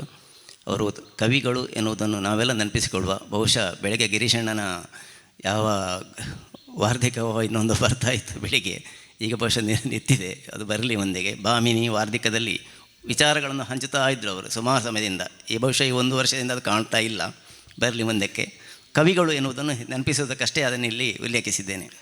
ಕ್ಷೇತ್ರದ ಎಲ್ಲ ದಿವ್ಯ ಸಾನ್ನಿಧ್ಯಗಳಿಗೆ ನಮಸ್ಕರಿಸಿ, ವೇದಿಕೆಯಲ್ಲಿರುವಂಥ ಎಲ್ಲ ಹಿರಿಯರು, ನಾನು ಮಾತ್ರ ಒಬ್ಬ ಸಣ್ಣವ ಅಂತ ಕಾಣ್ತದೆ, ಎಲ್ಲ ಹಿರಿಯರಿಗೆ ತಲೆಬಾಗಿ ವಂದಿಸಿ, ಸಭೆಯಲ್ಲಿರುವಂಥ ಎಲ್ಲ ಯಕ್ಷಗಾನ ಪ್ರಸಂಗಕರ್ತರು ಹಾಗೂ ಯಕ್ಷಗಾನ ಅಭಿಮಾನಿಗಳಿಗೆ ನಮಸ್ಕರಿಸಿ, ನನ್ನನ್ನು ಭಾರಿ ಜಗುರುಬಾದೆಯವರು ಭಾರಿ ಹೈಲೈಟ್ ಮಾಡಿದರು. ನಾನು ನಿಜವಾಗಿ ಪ್ರಸಂಗ ಏನು ಇವರೆಗೆ ಬರೆದವನಲ್ಲ, ಸಣ್ಣ ಸಣ್ಣ ಅಗತ್ಯಕ್ಕೆ ಭಾಗವತರು ಏನಾದರೂ ರಿಕ್ವೆಸ್ಟ್ ಮಾಡಿದಾಗ ಏನೋ ಮನಸ್ಸಿಗೆ ತೋಚಿದ್ದನ್ನು ಬರೆದಿದ್ದೇನೆ. ಅದು ಸರಿ ಉಂಟ ತಪ್ಪ ಓದಿದವರು ನೋಡಿದವರು ಹೇಳಬೇಕು. ಆದರೆ ಇದಕ್ಕೆ ನನಗೆ ಈ ಒಂದು ಹವ್ಯಾಸಕ್ಕೆ ಮೂಲ ಕಾರಣ ಧರ್ಮಸ್ಥಳದ ಒಬ್ಬರು ಮಾಸ್ಟ್ರಿದ್ದರು, ರಘುಚಂದ್ರ ಮಾಸ್ಟ್ರು ಅಂತ, ಕನ್ನಡ ಪಂಡಿತರು. ಒಂದು ಕರ್ಣನ ಪಾಠ ಮಾಡಿದರು 8ನೇ ಕ್ಲಾಸಲ್ಲಿ. ಕರ್ಣಶಿರ ಕಡೆದುದು ದರಿತ್ರಿಯಲ್ಲಿ ಅಂತ ಕರ್ಣ ಆಗ್ತಿದ್ರು ಅವರು ಪಾಠ ಮಾಡುವಾಗ. ಒಂದು ಪಾಠ ಮಾಡಿದ್ದಾರೆ ಮತ್ತು ರಿಟೈರ್ಡ್ ಅವರಿಗೆ. ಅದನ್ನು ನಮ್ಮ ತಲೆಗೆ ಎಷ್ಟು ತುಂಬಿಸಿದ್ರು ಹೇಳಿದರೆ ನನಗೆ ನನ್ನ ಜೀವನದಲ್ಲಿ ಮರೆಯಾದ ಒಂದು ವಿಷಯ ಅದು. ಈ ಸಣ್ಣದರಲ್ಲಿ ನಾವು ಮನೆಯಲ್ಲಿರುವಾಗ ನಮಗೆ ಕರೆಂಟ್ನ ವ್ಯವಸ್ಥೆ ಇಲ್ಲ. ತಂದೆಯವರು ನಿಮಗೆಲ್ಲ ಗೊತ್ತಿದ್ದವರೇ, ನಾರಾಯಣ ಹೆಗಡೆಯವರು. ಅಮೃತ ಸೋಮೇಶ್ವರ ಬರೆದಂಥ ತುಂಬ ಪ್ರಸಂಗಗಳು ಮನೆಗೆ ಬರ್ತಾಯಿತ್ತು. ಮಳೆಗಾಲದಲ್ಲಿ ಅದು ಸ್ಟಡಿ ಮಾಡಲಿಕ್ಕೆ ಒಂದು ಹಸ್ತಪ್ರತಿ ಬರ್ತಿತ್ತು, ಓದಬೇಕಿತ್ತು. ನಾನು ಚಿಮಣಿ ದೀಪ ಇಟ್ಟುಕೊಂಡು ಓದಿ ಹೇಳಬೇಕು. 7ನೇ ಕ್ಲಾಸ್ನ ಒಳಗಿನ ಹುಡುಗ, ಅಕ್ಷರಜ್ಞಾನ ಕನ್ನಡ ಓದೋದೇ ಕಷ್ಟ. ಆ ಸಮಯದಲ್ಲಿ ಕಾವ್ಯ ಓದುವಂಥ ಒಂದು, ನಮಗೆ ಮನೆಯಲ್ಲಿ ತಂದೆಯವರು ಸ್ವಲ್ಪ ಅವರಿಗೆ ಸಂಜೆ 6 ಗಂಟೆ ಮೇಲೆ ಚಿಮಣಿ ಇಟ್ಕೊಂಡು ನಾನು ಓದೋದು, ಅವರು ಅದನ್ನು ಒಂದು ಪದ್ಯ ಓದಿ ಸ್ವಲ್ಪ ಹೊತ್ತು ನಿಲ್ಲಬೇಕು, ಆಮೇಲೆ ಅದನ್ನು ಆಲೋಚನೆ ಮಾಡಿ ಮುಂದಿನ ಪದ್ಯಕ್ಕೆ ಹೋಗಬೇಕು. ಈ ರೀತಿಯ ಒಂದು ಚಕ್ರವರ್ತಿ ದಶರಥ ಪ್ರಸಂಗ ಬರೆದ. ಅದರ ಮೊದಲು ಅಕ್ಕ ಓದ್ತಿದ್ಲು, ಆಮೇಲೆ ನನಗೆ ಬಂತು, ನನ್ನ ತಲೆ ಮೇಲೆ. ನನಗೆ ಅದು ಸಂಜೆ ಆಗೋದೇ ಹೆದರಿಕೆ. ಇವತ್ತು ಆಗ್ತದಲ್ಲ ಸಂಜೆ, ಏನು ಮಾಡೋದು, ಇವತ್ತು ರಾತ್ರಿ ಹೇಗೆ ಇರ್ತಾರೆ ಅಪ್ಪ, ಯಾವ ರೀತಿಯಲ್ಲಿ ಹೇಳಬೇಕು, ಯಾವ ರೀತಿ ನಮಗೆ ಓದಲಿಕ್ಕೆ ಕೊಡೋದು ಆ ಹೊತ್ತಿಗೆ. ಅದು ಹಸ್ತಪ್ರತಿ, ಅಮೃತರ ಬರೆದ ಕೈಪ್ರತಿ, ಓದಲಿಕ್ಕೆ ಕಷ್ಟ, ಚಿಮಣಿ ಬೆಳಕು. ಅದರಲ್ಲಿ ಒಂದು ಚಕ್ರವರ್ತಿ ದಶರಥನ ಪ್ಲಾಟ್ ಅವರಿಗಿತ್ತು. ಅದು ಓದೋದು ನಾಂದಿ ಪದ್ಯದಿಂದ ಮಂಗಲದವರೆಗೆ ಓದಬೇಕು, ಎಲ್ಲ ಓದೋದು ಫುಲ್ಲು ಓದಬೇಕು, ಅವರದ್ದು ಪ್ಲಾಟ್ ಮಾತ್ರ ಅಲ್ಲ. ಆ ದಿವಸಕ್ಕೆ ನನಗೆ ಅವರದ್ದು ದಶರಥನ ಪ್ಲಾಟ್ನ ಪದ್ಯ ಬಂತು. ಒಂದು ಪದ್ಯ ಇತ್ತು ಅದರಲ್ಲಿ, ಕೂರಲಗು ವಕ್ಷವನು ಭೇದಿಸೆ ಅಂತ ಪದ್ಯ. ಈಗ ನನಗೆ ಕರೆಕ್ಟ್ ಗೊತ್ತುಂಟದು. ಆ ಒಂದು ಪದ್ಯಕ್ಕೆ ಎಷ್ಟು ನಾನು ಪೆಟ್ಟು ತಿಂದೆ ನನಗೆ ಗೊತ್ತು. ನಾನು ಅಷ್ಟು ಸಲ 10-20 ಸಲ ಓದುವಾಗಲೂ ಓದಿದ್ದು ಕೂರಲಗು ವೃಕ್ಷವನ್ನು ಭೇದಿಸೆ. ನನಗೆ ವಕ್ಷ ಹೇಳುವ ಶಬ್ದ ಉಂಟು ಕನ್ನಡದಲ್ಲಿ, ಗೊತ್ತೇ ಇಲ್ಲ, ಅವರಿಗೂ ಗೊತ್ತಿಲ್ಲ ಆ ಪೆಟ್ಟು. ಆಮೇಲೆ ಈಗ ನಾನು ಆ ಪ್ರಸಂಗ ಸಾಧಾರಣ ಮೇಳದಲ್ಲಿ ಆಗುವಾಗ ಮತ್ತು ನನಗೆ ಈಗ ಚಾಲಾಯಿತು. ನಾನು ಮೇಳದಲ್ಲಿ ಒಟ್ಟಿಗೆ ಒಂದು ಜವಾಬ್ದಾರಿ ಸ್ಥಾನದಲ್ಲಿ ನನಗೆ ಇದ್ದ ಕಾರಣ ನಿರಂತರ ಭಾಗವತರು ಹೇಳುವ ಪದ್ಯವನ್ನು ಆಫೀಸಲ್ಲಿ ಕೂತು ನಾನು ಹೇಳ್ತೇನೆ, ನನ್ನಷ್ಟಕ್ಕೆ ಮನಸ್ಸಲ್ಲಿ ಗುಣಗುಣಿಸ್ತೇನೆ. ಇಡೀ ಕ್ಷೇತ್ರ ಮಹಾತ್ಮೆಯ ಈಗ 3 ರೀತಿ ಚೇಂಜ್ ಆಯಿತು. ಕ್ಷೇತ್ರ ಆತ್ಮ ನಮ್ಮಲ್ಲಿ 3 ರೀತಿಯ ಪದ್ಯವು ನನಗೆ ನಿರರ್ಗಳ ಬರ್ತದೆ. ಬೇರೆ ಬೇರೆ ಬರೆದು ಕೊಟ್ಟೇನೆ ನಾನು. ನನಗೆ ಪ್ರಸಂಗ ಈ ಪುಸ್ತಕ ಇಲ್ಲ ಅಂತ ಭಾಗವತರು ಹೇಳಿದ್ದು, ಈಗ ಬರೆದು ಕೊಟ್ಟೇನು. ಮೊದಲು ಆಡ್ತಿದ್ದದ್ದು ಯಾವುದು, ಈಗ ಆಡ್ತಿರೋದು ಯಾವುದು, ಚೇಂಜ್ ಮಾಡಿದ್ದೇವೆ ಪದ್ಯಗಳೆಲ್ಲ. ಅದನ್ನು ಪದ್ಯಾಣ ವೆಂಕಟೇಶ ಭಟ್ರು ಹೇಳಿ ಬರೆದ ಪದ್ಯ ಮೂಲ ಪ್ರತಿಯನ್ನು ನಾನು ಖಾಲಿ ಟೈಪ್ ಕಲಿತು ನಾನೇ ಟೈಪ್ ಮಾಡಿ ನಮ್ಮ ಲೈಬ್ರರಿ ಇಟ್ಟಿದ್ದೇನೆ, ನಾನೇ ಕೂತು. ಆಗ ಕಂಪ್ಯೂಟರ್ ಬರಲಿಲ್ಲ. 94 ಒಳಗೆ ಧರ್ಮಸ್ಥಳ ಟೈಪಿಂಗ್ ಸೆಕ್ಷನ್ಗೆ ಹೋಗಿ ಸಂಜೆ ಹೋಗಿ ಇಡೀ ಪದ್ಯವನ್ನು ರಂಗಸ್ಥಳ ಕೇಳಿದನ್ನು ಬರೆಯುವುದು, ಮಾರಣ ಮತ್ತೆ ಕೂತು ಬರೆಯುವುದು. ಹಾಗೆ ಬರೆದು ಟೈಪ್ ಮಾಡಿದ ಪ್ರತಿಯನ್ನು ನಾನು ಲೈಬ್ರರಿಗೆ ಕೊಟ್ಟಿದ್ದೇನೆ. ಇವತ್ತಿಗೂ ನಾನು ಬರೆದ ಪ್ರತಿ ಪದ್ಯಾಣದವರು ಬರೆದ ಹಸ್ತಪ್ರತಿಯಲ್ಲೆಲ್ಲ ಅಕ್ಷರ ಪೇಜ್ಗಳೆಲ್ಲ ಹೋಗಿದೆ. ಅದನ್ನು ಜೋಪಾನ ಮಾಡಿ ಇಟ್ಕೊಂಡಿದ್ದೇನೆ ಆಫೀಸಲ್ಲಿ. ಆದರೆ ಅದನ್ನು ಟೈಪ್ ಮಾಡಿ ನಾನು ಕೊಟ್ಟಿದ್ದೇನೆ. ಇಷ್ಟು ನನಗೆ ಅದನ್ನು ಆಸಕ್ತಿ ಇದ್ದ ಕಾರಣ ಸಣ್ಣ ಪುಟ್ಟ ಈ ಭಾಗವತರು ಕೆಲವು ಸಲ ಇವತ್ತೊಂದು ಬರೆದು ಕೊಡಿ ಅಂತ ಹೇಳಿದರೆ ಬರೆಯುವುದು ಅಷ್ಟೇ. ನನಗೆ ನನ್ನದೊಂದು ಉದಾಸೀನವೋ ಎಂತ ಗೊತ್ತಿಲ್ಲ, ನನಗೆ ಬರೀಬೇಕು ಅಂತ ಮನಸ್ಸಾಗಬೇಕು, ಆದರೆ ಮಾತ್ರ ಬರೆಯುವುದು. ಇಲ್ಲದ್ರೆ ಯಾರದ್ದು ಹೇಳಬೇಕು, ಇವತ್ತು ಸಂಜೆ ಒಳಗೆ ಆಗಬೇಕು ಹೇಳಿದೆ ಬರೀತೇನೆ, ಇಲ್ಲದ್ರಿಲ್ಲ ನಾನು ಬರೆಯೋದಿಲ್ಲ. ಅದೆಂಥದ್ದು ನನಗೆ ಸ್ವಲ್ಪ ಉದಾಸೀನೆಯಿಂದ ಇರಲಿಕ್ಕೂ ಸಾಕು. ಮತ್ತು ಒತ್ತಡಗಳು ಜಾಸ್ತಿ. ಮೇಳ ಅಂತ ಹೇಳುವಾಗ 100 ಸಮಸ್ಯೆಗಳು. ಮನಸ್ಸಿಗೆ ನೆಮ್ಮದಿಲ್ಲ, ಇದು ಯಾವುದೂ ಇಲ್ಲ. ಮನಸ್ಸು ನೆಮ್ಮದಿದ್ದಾಗ ಮಾತ್ರ ನಮಗೆ ಇದಕ್ಕೆಲ್ಲ ತಲೆ ಓಡೋದು. ಸ್ವಲ್ಪ ಫ್ರೀ ಇರಬೇಕು. ಮಳೆಗಾಲದಲ್ಲಿ ನಾವಿರೋದೇ 6 ತಿಂಗಳಲ್ಲಿ 5 ತಿಂಗಳು ಮನೆಯಲ್ಲಿ. ಮನೆಗೆ ಮುಟ್ಟುವಾಗ 5:30, ಮತ್ತು ಮನೆಯ ಸ್ವಲ್ಪ ಕೆಲಸ ಕಾರ್ಯಗಳು, ಮತ್ತು ಟಿ ವಿ. ಇದು ಈಗ ನಮಗೆ ಈ ಮನಸ್ಸಿಗೆ ಒಂದು ವಿಶ್ರಾಂತಿಯಿಂದ ಸಿಗಬೇಕು, ಫ್ರೀ ಸಿಗಬೇಕು. ಅದಕ್ಕೆ ಆಲೋಚನೆ ಓಡುವಾಗ ಮಾತ್ರ ಇಂಥದ್ದೆಲ್ಲ. ಬರೀ ದೊಡ್ಡ ದೊಡ್ಡ ವಿದ್ವಾಂಸರು ರಂಗಸ್ಥಲ್ಲಿದ್ದಾರೆ, ವೇದಿಕೆಯಲ್ಲಿದ್ದಾರೆ. ಅವರಿಗೆ ಗೊತ್ತಿದೆ ಅದಕ್ಕೆ ಎಷ್ಟು ತಾಳ್ಮೆ ಬೇಕು, ಎಷ್ಟು ಅದರಲ್ಲಿ ನಮಗೆ ಶ್ರದ್ಧೆ, ಆ ಹೊತ್ತು ನಾವು ಅದರಲ್ಲಿ ಇನ್ವಾಲ್ವ್ಮೆಂಟ್ ಆಗಬೇಕು. ಅಷ್ಟಕ್ಕೆ ಅವಕಾಶ ಸಿಕ್ಕದ ಕಾರಣ ಈ ಸಲ ನಾನೇನು ಬರೀತಾ ಇದ್ದೇನೆ. ಅರ್ಧ ಬರೆದಾಗಿದೆ. ಒಂದು ಕರ್ಣನ ಕನಸು ಹೇಳುವ ಒಂದು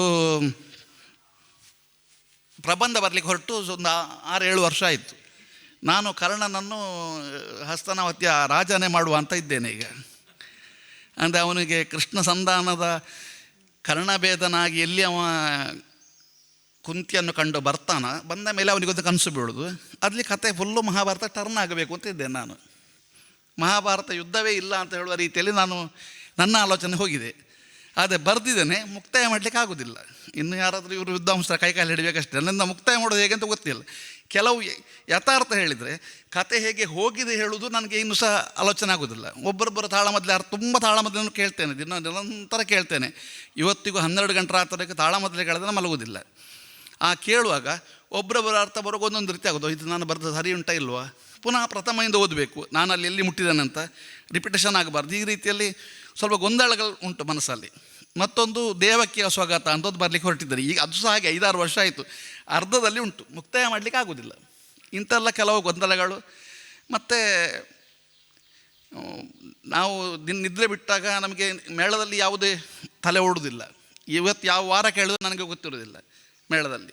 ಅಷ್ಟು ಅಂದರೆ ತಲೆ ಖರ್ಚು ಕಮ್ಮಿ ನಮಗೆ ಈ ಒತ್ತಡಗಳ ಜಾಸ್ತಿ ಇದ್ದ ಕಾರಣ ಹಾಗಾಗಿ ಯಾವುದನ್ನು ನನ್ನ ಮುಂದುವರಿಸಲಿಕ್ಕೆ ಆಗಲಿಲ್ಲ. ನೋಡುವ, ಈಗ ಇವತ್ತೊಂದು ಭಾಗವತರು ಶಿರಿಬಾಗಿಲು ಇಲ್ಲಿಗೆ ನಾನು ಒಂದು ಮನೆಯ ವ್ಯಕ್ತಿ, ಮಯ್ಯರ ಆತ್ಮೀಯನ ಹೌದು, ಇಲ್ಲಿಗೆ ಬರದ ದಿನವೂ ಇರಲಿಕ್ಕಿಲ್ಲ. ತುಂಬ ಸಲ ಮೇಳದ ಇತ್ಲಾಗ ಬಂದವ. ಆದರೆ ಇಲ್ಲಿಯ ಕಾರ್ಯಕ್ರಮಕ್ಕೆ ಬರಲಿಕ್ಕೆ ಮಯ್ಯರು ಹೇಳೋದು ಸರಣಿ ಇಲ್ಲಿಯ ಇಷ್ಟು ಕಾರ್ಯಕ್ರಮ ಆಯಿತಾ, ನನಗೆ ಒಂದು ಇಲ್ಲಿಗೆ ಅಟೆಂಡೆನ್ಸ್ ಹಾಕ್ಲಿಕ್ಕೆ ಆಗಲಿಲ್ಲ. ಇವತ್ತು ಏನೇ ಆಗಲಿ, ಮೊನ್ನೆ ಯಜಮಾನರು ಹೇಳಿದೆ ನನಗೆ ಹೋಗಲೇಬೇಕು ಅಂದರೆ ಮಳೆಗಾಲ. ನಮಗೆ ಇವತ್ತಿನ ಭಾನುವಾರ ನಾವು ಪ್ರತಿದಿನ ಶನಿವಾರ ಭಾನುವಾರ ಸೋಮವಾರ ಕ್ಷೇತ್ರ ಇರಲೇಬೇಕು. ಅಂದರೆ ಇವತ್ತು ಎಲ್ಲ ಸೇವಾಕರ್ತರು ಹೆಚ್ಚಿನವರು ಹೆಗಡೆ ಅವ್ರನ್ನ ಭೇಟಿಯಾಗಲಿಕ್ಕೆ ಬರ್ತಾರೆ. ಯಕ್ಷಗಾನ ಸಂಬಂಧ ವಿಷಯ ಬಂದ ಕೂಡ ಗಿರೀಶ ಬರಬೇಕು ಅಲ್ಲಿ ಹೆಗಡೆ ಅವ್ರ ಹತ್ರ. ಹಾಗಿರುವಾಗ ನಾನಿವತ್ತು ಇಲ್ಲಿಗೆ ಅಂತ ಇಟ್ಟೆ ಈ ದಿನವನ್ನು. ಏನೇ ಆಗಲಿ ಇವತ್ತೊಂದು ಭಾಗವತರ ಫಂಕ್ಷನ್ಗೆ ಅಟೆಂಡ್ ಆಗೋದು. ಇವತ್ತು ಇಷ್ಟು ದೊಡ್ಡ ಕಾರ್ಯಕ್ರಮದಲ್ಲಿ ನಾನು ಭಾಗಿಯಾಗಬೇಕು, ನನಗೆ ತುಂಬ ಕಲೀಲಿಕ್ಕೆ ಉಂಟು ಅಂತ ಆಸೆ ಆಯಿತು. ಏನು ಇವತ್ತು ಕಳೆದ ವರ್ಷ ಇಂಥ ಒಂದು ಕಾರ್ಯಕ್ರಮ ಮಾಡುವಾಗ ಆ್ಯಬ್ಸೆಂಟ್ ಆದಲ್ಲ ಬೇಸರ ಇತ್ತು. ಆದರೆ ಈ ವರ್ಷ ಅದನ್ನು ಉಪಯೋಗ ಪಡ್ಕೊಳ್ಬೇಕು ಅಂತ ಬಂದಿದ್ದೇನೆ. ದೊಡ್ಡ ದೊಡ್ಡ ವಿದ್ವಾಂಸನ ಮಧ್ಯದಲ್ಲಿ ನನ್ನನ್ನು ಕೂತ್ಕೊಳಿಸಿದ್ದಾರೆ. ನಾನು ಮಾತಾಡಿದರೆ ತಪ್ಪುಂಟು ಸರಿಯಾಗಿ ಗೊತ್ತಿಲ್ಲ. ಆದರೆ ಇವತ್ತಿನ ಈ ಕಾರ್ಯಕ್ರಮ ನನಗೆ ಒಂದು ತುಂಬ ಕಲಿಲಿಕ್ಕೆ ಅವಕಾಶ ಆಗ್ತದೆ ಅಂತ ಎಣಿಸಿಕೊಂಡು ಅವಕಾಶ ನೀಡಿದಂತಹ ಪ್ರತಿಷ್ಠಾನದ ಅಧ್ಯಕ್ಷರು ಮಯ್ಯರಿಗೆ ಹಾಗೂ ನನಗೆ ಒಂದು ನಿಮ್ಮ ಹಿರಿಯವರ ಜೊತೆ ಕೂತ್ಕೊಳ್ಳಿಕ್ಕೆ ಅವಕಾಶ ಮಾಡಿಕೊಟ್ಟ ಇಂದಿನ ಕಾರ್ಯಕ್ರಮದ ರೂವಾರಿಗಳಿಗೆ ಹಾಗೂ ನನ್ನ ತಪ್ಪು ಮಾತನ್ನು ಕೇಳಿದಂಥ ನಿಮಗೆಲ್ಲ ನಮಸ್ಕರಿಸಿ ಅವಕಾಶಕ್ಕಾಗಿ ವಂದಿಸಿ ವಿರಮಿಸ್ತೇನೆ. ನಮಸ್ಕಾರ. ವಂದನೆಗಳು ಗಿರೀಶ್ ಹೆಗ್ಡೆ ಅವರಿಗೆ. ಶ್ರೀ ಕ್ಷೇತ್ರ ಧರ್ಮಸ್ಥಳದ ಪ್ರತಿನಿಧಿಯಾಗಿ ನೀವು ಕಂಡಷ್ಟು ನಮಗೆ ಸಂತಸ ಆಗಿದೆ. ಮಾತ್ರ ಅಲ್ಲ, ಬಹುಶಃ ಶಿಬಿರಾರ್ಥಿಯಾಗಿ ನೀವು ನಮ್ಮೊಂದಿಗಿದ್ದೀರಿ ಎನ್ನುವುದೇ ನಮಗೆ ಒಂದು ರೀತಿಯ ಹೆಮ್ಮೆ. ಒಟ್ಟು ಪ್ರಸಂಗ ಬಿಡುಗಡೆ ಸಮಾರಂಭದ ಅಧ್ಯಕ್ಷತೆಯನ್ನು ವಹಿಸಿರುವಂತಹ ಡಾಕ್ಟರ್ ಶ್ರೀಧರ್ DS ಪ್ರಸಂಗಕರ್ತರು, ಕವಿಗಳು, ಅವರು ತನ್ನ ಅಧ್ಯಕ್ಷತೆಯ ಮಾತುಗಳನ್ನು ಆಡಬೇಕು. ಇತ್ತೀಚೆಗಷ್ಟೇ ಗಾಂಡೀವಿ ಎನ್ನುವಂತಹ ಪೌರಾಣಿಕ ಕಾದಂಬರಿಯನ್ನು ಬಿಡುಗಡೆಗೊಳಿಸಿದ್ದಾರೆ. ಬಹುಶಃ ನಾವೆಲ್ಲ ಓದಬೇಕಾದಂಥ ಗ್ರಂಥ. ಅವರನ್ನು ಈ ಸಂದರ್ಭದಲ್ಲಿ ಪ್ರೀತಿಪೂರ್ವಕವಾಗಿ ಅಧ್ಯಕ್ಷೀಯ ಮಾತುಗಳಿಗಾಗಿ ಸ್ವಾಗತಿಸ್ತೇನೆ. ಕೃತಿಯನ್ನು ಬಿಡುಗಡೆಗೊಳಿಸಿ ಬಹಳ ಸುಂದರವಾದ ಮಾತುಗಳಿಂದ ಸಂತೋಷಪಡಿಸಿದಂಥ ಡಾಕ್ಟರ್ ಕಬ್ಬಿನಾಲೆ ವಸಂತ ಭಾರದ್ವಾಜರೇ, ಕೃತಿಕರ್ತೃಗಳಾದಂಥ ಹಿರಿಯ ಕವಿ ಶ್ರೀ ಶೇಡಿಗೊಮ್ಮೆ ವಾಸ್ತವ ಭಟ್ರೆ ಮತ್ತು ಇದನ್ನು ಪ್ರಕಟಿಸಿದ ಪಣಿಗಿರಿ ಪ್ರತಿಷ್ಠಾನದ ಅಧ್ಯಕ್ಷರಾದಂತಹ ಶ್ರೀ ಉಮೇಶ್ ರಾಯರೇ ಮತ್ತು ಧರ್ಮಸ್ಥಳ ಮೇಳದ ಪ್ರಬಂಧಕರು, ಹಿರಿಯ ಕಲಾವಿದರೊಬ್ಬರ ಸುಪುತ್ರರು, ಸ್ವತಃ ಕವಿ. ಅವರು ಅನೇಕ ಪದ್ಯಗಳನ್ನು ನನಗೂ ಸಾಂಗತ್ಯಗಳನ್ನು ಬರೆದು ಕಳಿಸ್ತಾ ಇದ್ದರು ವಾಟ್ಸಪ್ಪಲ್ಲಿ. ಅದನ್ನು ಸರಿಯಾಯಿತು ನೋಡಿ ಅಂಥೇಳಿ ಈ ಗಿರೀಶ್ ಹೆಗಡೆಯವರು ಮತ್ತು ಇವೊಂದಿನ ಈ ಕಮ್ಮಟ ಮತ್ತು ಮುಂದಿನ ಕಾರ್ಯಕ್ರಮಕ್ಕಾಗಿ ಆಗಮಿಸಿದಂಥ ಯಕ್ಷಗಾನದ ಬಂಧುಗಳೇ, ಯಕ್ಷಗಾನ ಕವಿ ಬಂಧುಗಳೇ, ನನಗೆ ಎರಡು ಮಾತಾಡಲಿಕ್ಕೆ ಯಾಕೆಂದ್ರೆ ಸಂತೋಷ. ಯಾಕೆಂದರೆ ನನಗೆ ಎರಡೆರಡು ರೀತಿಯ ಸಂತೋಷ. ನಾನು ವೀರತಪಸ್ವಿ ಪರಶುರಾಮ ಕಾದಂಬರಿಯನ್ನು ವಾಸ್ತವ ಭಟ್ರಿಗೆ ಕೊಟ್ಟಿದ್ದೆ. ಕೊಟ್ಟ ಮರುದಿನವೇ ಅವರು ನನಗೊಂದು ಮೆಸೇಜ್ ಹಾಕಿದರು, ಇದನ್ನು ಇಡಿಯಾಗಿ ನಾನು ಪ್ರಸಂಗ ಬರೀತೇನೆ ಅಂತ. ಅಂದರೆ ಅಷ್ಟು ವೇಗವಾಗಿ ಓದಿದ್ದಾರೆ ಕೂಡ ಅವರು. ಪ್ರಸಂಗ ಬರೀಬೋದು ಅಂತ ಒಬ್ಬ ಕವಿಗೆ ಅನ್ನಿಸ್ಬೇಕಲ್ಲ, ಅದು ಆ ಓದಿನ ವೇಗವು ಕೂಡ ಈ 80ರ ರೇದಲ್ಲಿ. ನಾನು ಮೊದಲಾಗಿ ಅದೊಂದು ಹೇಳಬೇಕು, ನಾಳೆ ಅವರಿಗೆ 81 ಪ್ರಾರಂಭ ಆಗ್ತದೆ ಅಂತ ಈಗಾಗಲೇ ಹೇಳಿದರು. ಭಾಳ ಸಂತೋಷ. ಅದನ್ನು ಪೂರ್ವಭಾವಿಯಾಗಿ ಅವರಿಗೊಂದು ಶುಭಾಶಯವನ್ನು ಮೊದಲೇ ಹೇಳಿಕೊಡ್ತೇನೆ ನಾನು. ಮತ್ತು ಸಂತೋಷ ಏನೆಂದರೆ, ಕಳೆದ ವರ್ಷ ಪಣಿಗಿರಿ ಪ್ರತಿಷ್ಠಾನದ ವತಿಯಿಂದಲೇ ಯಕ್ಷಗಾನ ಕವಿಗಳಿಗಾಗಿ ಕೊಡುವಂಥ ಒಂದು ಪ್ರಶಸ್ತಿಯನ್ನು ಶೇಡಿಗುಮ್ಮಿ ವಾಸುದೇವ ಭಟ್ರಿಗೆ ಇದೇ ವೇದಿಕೆಯಲ್ಲಿ ಕಳೆದ ವರ್ಷ ಉಮೇಶ್ ರಾಯರು ಕೊಡಮಾಡಿದ್ದರು. ಆ ಕಾರ್ಯಕ್ರಮಕ್ಕೂ ನಾನು ಬಂದಿದ್ದೆ. ಅದು ಹೀಗೆ ಛಂದಸ್ಸಿನ ಕುರಿತಂತೆ ಮಾತುಕತೆಗಳಿದ್ದಂತಹ ದಿನವೇ ಆಗಿತ್ತು. ಅದು 1 ವರ್ಷದ ನಂತರ ವರ್ಷ ಆಗಲಿಲ್ಲ ಅಂತ ಕಾಣುತ್ತೆ. ಒಟ್ಟು ಜುಲೈ 6ರಲ್ಲಿ ಆದಂತೆ ಒಂದು 4-5 ದಿವಸ ಹೆಚ್ಚು ಕಡಿಮೆ ಅಷ್ಟೇ ಆಗಿ ಕಳೆದ ವರ್ಷವೇ ಇಲ್ಲಿಯ ಸಭೆಯಲ್ಲಿ ಆದದ್ದು. ಇದನ್ನು ನಾನು ಇಲ್ಲಿ ಯಾಕೆ ಹೇಳ್ತೇನೆ ಅಂದರೆ, ಈ ವಿಶೇಷ ಏನಂದರೆ, ವಾಸುದೇವ ಭಟ್ರ ಪರಿಚಯ ನನಗೆ ಅವರ ಕೃತಿಯ ಬಿಡುಗಡೆಯ ದಿನದಿಂದ ಆದದ್ದು. ನಾನೇ ಬೇಕು ಅಂತ ಕರೆಸಿದ್ರು ಅವರು. ಅವರ ಕುಂಬಳೆಯಲ್ಲಿ ಅವರ 4 ಪ್ರಸಂಗಗಳ ಸಂಪುಟ, ಅದು ಅವರ ಮನೆ ಹತ್ತಿರ ಕುಂಬಳೆಯಲ್ಲೇ ಆಗಿತ್ತದು. ಆ ದಿವಸ ನಾನು ಅದರ ಉದ್ಘಾಟನೆಯ ಕಾರ್ಯಕ್ರಮಕ್ಕೆ ಬಂದಿದ್ದೆ. ಬಹಳ ಒಳ್ಳೊಳ್ಳೆಯ ವಿದ್ವಾಂಸರು ಸೇರಿದ್ರಲ್ಲಿ. ಶಂಕರನಾರಾಯಣ ಭಟ್ರು, ಆಮೇಲೆ SK ಗೋಪಾಲಕೃಷ್ಣ ಭಟ್ರು, ಅವರ ಅಣ್ಣನ ಮಗ, ಅವರು ದೈಹಿಕವಾಗಿ ಅನಾರೋಗ್ಯದವರು, ಒಳ್ಳೆಯ ಕವಿ, ಬಹಳ ಚೆನ್ನಾದ ಕವಿ, ಸುರತ್ಕಲ್ಲಲ್ಲಿದ್ದಾರೆ. ಮತ್ತು ಅವರ ಸಹೋದರರು ಹವ್ಯಾಸಿಗಳಲ್ಲಿ ಸುಪ್ರಸಿದ್ಧರಾದ ಭಾಗವತರು ಶೇಡಿಗೊಮ್ಮೆ ಕೃಷ್ಣ ಭಟ್ರು ಅಂತ ನಾನು ಕೇಳಿದ್ದೇನೆ. ಹಾಗಾಗಿ ವಾಸುದೇವ ಭಟ್ರು ನನ್ನ ಹಾಗೆ ಬರೀ ಕವಿಯಲ್ಲ, ಅವರು ಹಾಡಬಲ್ಲರು, ರಾಗ ಗೊತ್ತಿದ್ದವರು, ರಾಗಾದಿಗಳು ಗೊತ್ತಿದ್ದವರು. ಆದರೆ ಅವರಿಗೆ ಬಹಳ ದೊಡ್ಡ ಬೆನ್ನೆಲುಬಾಗಿ ಆಗಾಗ ಇಂತಿಂಥ ವಿಷಯಕ್ಕೆ ಪ್ರೋತ್ಸಾಹ ಕೊಟ್ಟು ಪ್ರಚೋದನೆ ಕೊಟ್ಟು ಬರೆಸುವ ಒಬ್ಬರು ಹಿರಿಯರಿದ್ದಾರೆ. ಅಡ್ಕ ಗೋಪಾಲಕೃಷ್ಣ ಭಟ್ರು. ಅವರ ಪ್ರಚೋದನೆ ಬಹಳ, ನನಗೂ ಅವರೊಂದು ಬಹಳ ಪ್ರಚೋದನೆ ಮಾಡಿ ಕಳೆದ ವರ್ಷ ನೃಗರಾಜ ಮೋಕ್ಷ ನೃಗರಾಜ ಚರಿತ್ರೆ ಎಂಬಂಥ ಪ್ರಸಂಗವನ್ನು ಮನೆಯಿಂದ ಬರೆದು, ಆ ಪ್ರಸಂಗ ಹೀಗಿರಬೇಕು ಅಂತ ಬರೆದು ನನಗೆ ಜೆರಾಕ್ಸ್ ಫೋಟೋ ಕಳಿಸಿ ನನ್ನ ಹತ್ರ ಬರೆಸಿದ್ದಾರೆ. ಒಂದೆರಡು ಆಟ ಕೂಡ ಆಯಿತು. ನೃಗರಾಜ ಚರಿತ್ರೆ ಅಡ್ಕ ಗೋಪಾಲಕೃಷ್ಣ ಭಟ್ರು ಈಗ ಪ್ರಾಯಶಃ 93-94 ಹರೆಯದವರು. ಆಮೇಲೆ ಮಲಯಾಳಿ ಮತ್ತು ಕನ್ನಡ ಉಭಯ ಭಾಷೆಗಳಲ್ಲಿ ಯಕ್ಷಗಾನವನ್ನು ಪ್ರಯೋಗ ಮಾಡಿದವರು, ಆಟ ಕೂಟ ಎರಡರಲ್ಲೂ ಬಹಳ ಪ್ರಖ್ಯಾತರು. ಶೇಣಿಯವರ ಸಮಕಾಲೀನರಾದಂಥ ಪ್ರಸಿದ್ಧ ಅರ್ಥಧಾರಿ. ಅವರು ವಾಸುದೇವ ಭಟ್ರನ್ನು ಬಳಸಿಕೊಂಡು ಪದ್ಯ ಬರೀರಿ ಅಂತ ಪ್ರಚೋದಿಸಿ ಅನೇಕ ಪ್ರಸಂಗಗಳು, ರಾಮ ಮಂದಿರ ಅಂತ ಒಂದು ಪ್ರಸಂಗ ಆಗಿದೆ ಅವರದ್ದು. ಇದು ಅಡ್ಕ ಗೋಪಾಲಕೃಷ್ಣ ಭಟ್ರು ಹೇಳ್ತಾರೆ, ಇದು ಒಂದು ಗೆರೆಯುವುದರೊಳಗೆ ಪುರಾಣ ಇಲ್ಲ, ಆದರೆ ಪೂರ್ಣ ಪ್ರಮಾಣದ ಪೌರಾಣಿಕ ಪ್ರಸಂಗ. ಶುಕ್ರಾಚಾರ್ಯರು ವಿಭೀಷಣನಿಗೆ ಉಪದ್ರ ಕೊಡೋದು, ವಿಭೀಷಣ ರಾಮ ಮಂದಿರವನ್ನು ನಿರ್ಮಾಣ ಮಾಡೋದು, ಎಷ್ಟು ಚೆಂದ ಪದ್ಯಗಳು ನೋಡಬೇಕು ಆ ಪ್ರಸಂಗ. ರಾಮ ಮಂದಿರ ಅದು ಪ್ರಕಟ ಆಗಲಿಲ್ಲ, ಅವರು ಅದನ್ನು ಪ್ರಾಯಶಃ ವಾಟ್ಸಪ್ಪಲ್ಲಿ ಹಾಕಿದ್ದಾರೆ, ಫೇಸ್ಬುಕ್ಕಲ್ಲಿ 10 ಪದ್ಯವನ್ನು ಪ್ರಕಟಿಸಿದ್ದಾರೆ ಅಂತ ಕಾಣ್ತದೆ. ನನಗೆ ಈ ಪ್ರಸಂಗದ ಹಿರಿಮೆ ಅವ್ರಿಗೆ ನಾನು ಯಾಕೆ ಹೇಳ್ತೇನೆ ಅಂತ ಕೇಳಿದರೆ, ಬರೀತೇನೆ ಹೇಳಿದ್ದಷ್ಟೇ ಅಲ್ಲ, ಆಯಿತು ಅಂತ ಹೇಳಿದೆ ನಾನು. ದಿವಸಕ್ಕೆ 10-15 ಪದ್ಯಗಳು ನಿರಂತರವಾಗಿ ವಾಟ್ಸಪ್ಪಲ್ಲಿ ನನಗೆ ಮೆಸೇಜ್ ಬರಲಿಕ್ಕೆ ಶುರುವಾಯಿತು. ಸರಿಯಾಯಿತು ನೋಡಿ ಅಂತ. ಇದು ಕೇವಲ 2.5-3 ತಿಂಗಳೊಳಗೆ ಈ 1284 ಪದ್ಯಗಳನ್ನು ಬರೆದು ಅವರು ನನಗೆ ಕಳಿಸಿಕೊಟ್ಟಿದ್ದಾರೆ ವಾಟ್ಸಪ್ಪಲ್ಲಿ. ಅವರ ಹತ್ರ ಇದ್ದದ್ದು ಅಳಿಸಿ ಹೋಯಿತು, ಅಷ್ಟು ಕೂಡ ಅವ್ರದ್ದು ಅಳಿಸಿ ಹೋಯಿತು. ನನ್ನ ಹತ್ರ ಇತ್ತು ಪುಣ್ಯಕ್ಕೆ ಅದು. ನಾನು ಅವ್ರಿಗೆ ಗಳಿಯಾಗಬೇಕು, ವೇಣೂರು ಸುಬ್ರಹ್ಮಣ್ಯ ಭಟ್ರು ಅವರಲ್ಲೇ ಹೇಳಿದೆ, ಈಗ ಒಂದು ವ್ಯವಸ್ಥೆ ಮಾಡಿಕೊಡಿ ಮಾರ್ರೆ, ಅವ್ರ ಹತ್ರ ಆಗೋದಿಲ್ಲ ಅದು ಅಂತ ಅವ್ರಿಗೆ ಫೋನ್ ಮಾಡಿದೆ. ಅವ್ರು ನನಗೆ ಕಳಿಸಿಕೊಡಿ ಅಂತಂದರು. ನನ್ನಲ್ಲಿದ್ದದ್ದನ್ನೆಲ್ಲ ಮತ್ತೆ ಬಿಟ್ಟು ಮಾಡಿ ನಾನು ಅವರಿಗೆ ಕಳಿಸಿದೆ. ವೇಣೂರು ಸುಬ್ರಹ್ಮಣ್ಯ ಭಟ್ರು ಮತ್ತೆ ಅದನ್ನು ಸಂಯೋಜನೆ ಮಾಡಿ ಕಂಪ್ಯೂಟ್ರಿಗೆಲ್ಲ ಹಾಕಲಿಕ್ಕೆ ಬರ್ತದೆ ಎಂಬುದನ್ನು ಅವರು ಭಾಳ ಅದರಲ್ಲಿ ಪರಿಣತರಿದ್ದಾರೆ. ಅವರಿಗೇನೋ ಅಳಿಯ ಏನೋ ಆಗಬೇಕು ಅಂತ ಹೇಳಿದರು, ಭಾಳ ಕೆಲಸ ಮಾಡಿದ್ದಾರೆ ಅವರು. ಹೀಗೆ ಒಂದು ಕೃತಿ ನಿರ್ಮಾಣದ ಹಿಂದೆ ಇಷ್ಟೆಲ್ಲ ಕಥೆ ಉಂಟು. ನನ್ನ ಕಾದಂಬರಿಯಲ್ಲಿ ಈ ಕಾದಂಬರಿ ಎಂಬ ಒಂದು ವಸ್ತು ಹೇಗಿರ್ತದೆ ಅಂತಂದರೆ, ಅದು ಕಥಾರೂಪದಲ್ಲಿ ಸಾಗುತ್ತಾ ಹೋಗ್ತಾ ಇರುತ್ತೆ. ಆದರೆ ದೃಶ್ಯ ಮಾಧ್ಯಮವಾದಂಥ ಯಕ್ಷಗಾನಕ್ಕೆ ತರುವಾಗ ಅದನ್ನು ಯಥಾವತ್ ತರಲಿಕ್ಕೆ ಆಗೋದಿಲ್ಲ, ಅಥವಾ ಅದಕ್ಕೆ ಬೇರೆ ಸ್ವರೂಪಗಳನ್ನು ಕೊಡಬೇಕಾಗ್ತದೆ. ಇಲ್ಲಿ ಗಮನಿಸಿ, ಅಲ್ಲಿ ನಾರೀ ಕವಚ ಅವನ ಕಥೆಯ ಭಾಗದಲ್ಲಿ ಅವರ ಕಲ್ಪನೆಯನ್ನು ಭಾಳ ಚೆನ್ನಾಗಿ ತಂದಿದ್ದಾರೆ. ಅವನಿಗೊಂದು ಹೆಂಡತಿ, ಅವಳು ಪರಶುರಾಮನಲ್ಲಿ ಹೋಗಿ ಮಾಂಗಲ್ಯ ಭಾಗ್ಯ ಬೇಡೋದು, ಇದು ನನ್ನ ಕಾದಂಬರಿಯಲ್ಲಿಲ್ಲ. ಅಥವಾ ಪರಶುರಾಮನಿಗೆ ಪರಶು ಸಿಕ್ಕಿದ್ದು ಶಿವನಿಂದ, ಅದು ಒಂದು ದೇವಾಸುರ ಯುದ್ಧಕ್ಕೆ ಪರಶುರಾಮ, ಏನೂ ಗೊತ್ತಿಲ್ಲದೇ ಇದ್ದ ಪರಶುರಾಮ, ಅವನಿಗೆ ಯಾವ ಅಸ್ತ್ರವಿದೆಯೋ ಒಬ್ಬ ಬ್ರಾಹ್ಮಣ, ಅವ ಕೇಳ್ತಾನೆ, ಅಲ್ಲ ನನಗೆ ಏನೂ ಗೊತ್ತಿಲ್ಲ, ದೇವಾಸುರ ಯುದ್ಧಕ್ಕೆ ಕಳಿಸಿಕೊಡು ಅಸುರನಿಗೆ ಹೇಗೆ ಅಂತ. ನನ್ನ ಶೂಲ ಈ ಕೊಡಲಿ ತಗೊಂಡೋಗು, ಅದು ಕೆಲಸ ಮಾಡ್ತದೆ ಅಂತ. ಪರಶುರಾಮಗಿದ್ದದೆಲ್ಲ ಕೊಡಲಿಯೇ ಗೆಲ್ತದೆ. ಅದಕ್ಕೊಂದು ದೃಶ್ಯ ಬೇಕು. ರಾಕ್ಷಸರು ಅಷ್ಟೇ ಬರೆದಿದ್ದೇನೆ ನಾನು. ಅವರು ಅದಕ್ಕೊಂದು ಹೆಸರು ಕೊಟ್ಟಿದ್ದಾರೆ, ರಾಕ್ಷಸರಿಗೊಬ್ಬ ರಾಜ, ಅವನಿಗೊಂದು ರಾಜ್ಯ, ಅವನು ದೇವಲೋಕದ ಮೇಲೆ ದಾಳಿ ಮಾಡೋದು. ಇದು ರಂಗದ ಪರಿಕಲ್ಪನೆ. ರಂಗಕ್ಕೆ ಬೇಕಾಗಿ ಆ ದೇವಾಸುರ ಯುದ್ಧಗಳು ಇತ್ಯಾದಿಗಳನ್ನೆಲ್ಲ ತಂದಿದ್ದಾರೆ. ಹೀಗೆ ಆಮೇಲೆ 5 ಸರೋವರವನ್ನು ನಿರ್ಮಾಣ ಮಾಡಿದ್ದು ಪರಶುರಾಮ, ರಾಮಹೃದ ಕುರುಕ್ಷೇತ್ರದಲ್ಲಿ.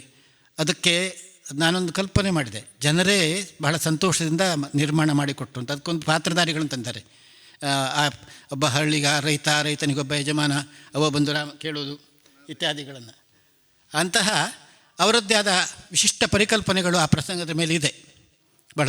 ಯಾಕೆಂದರೆ ಈ ಕಥೆ ಪರಶುರಾಮನ ಜನನಕ್ಕೆ ಕಾರಣವಾದ ವಿಷಯದಿಂದ ತೊಡಗಿ,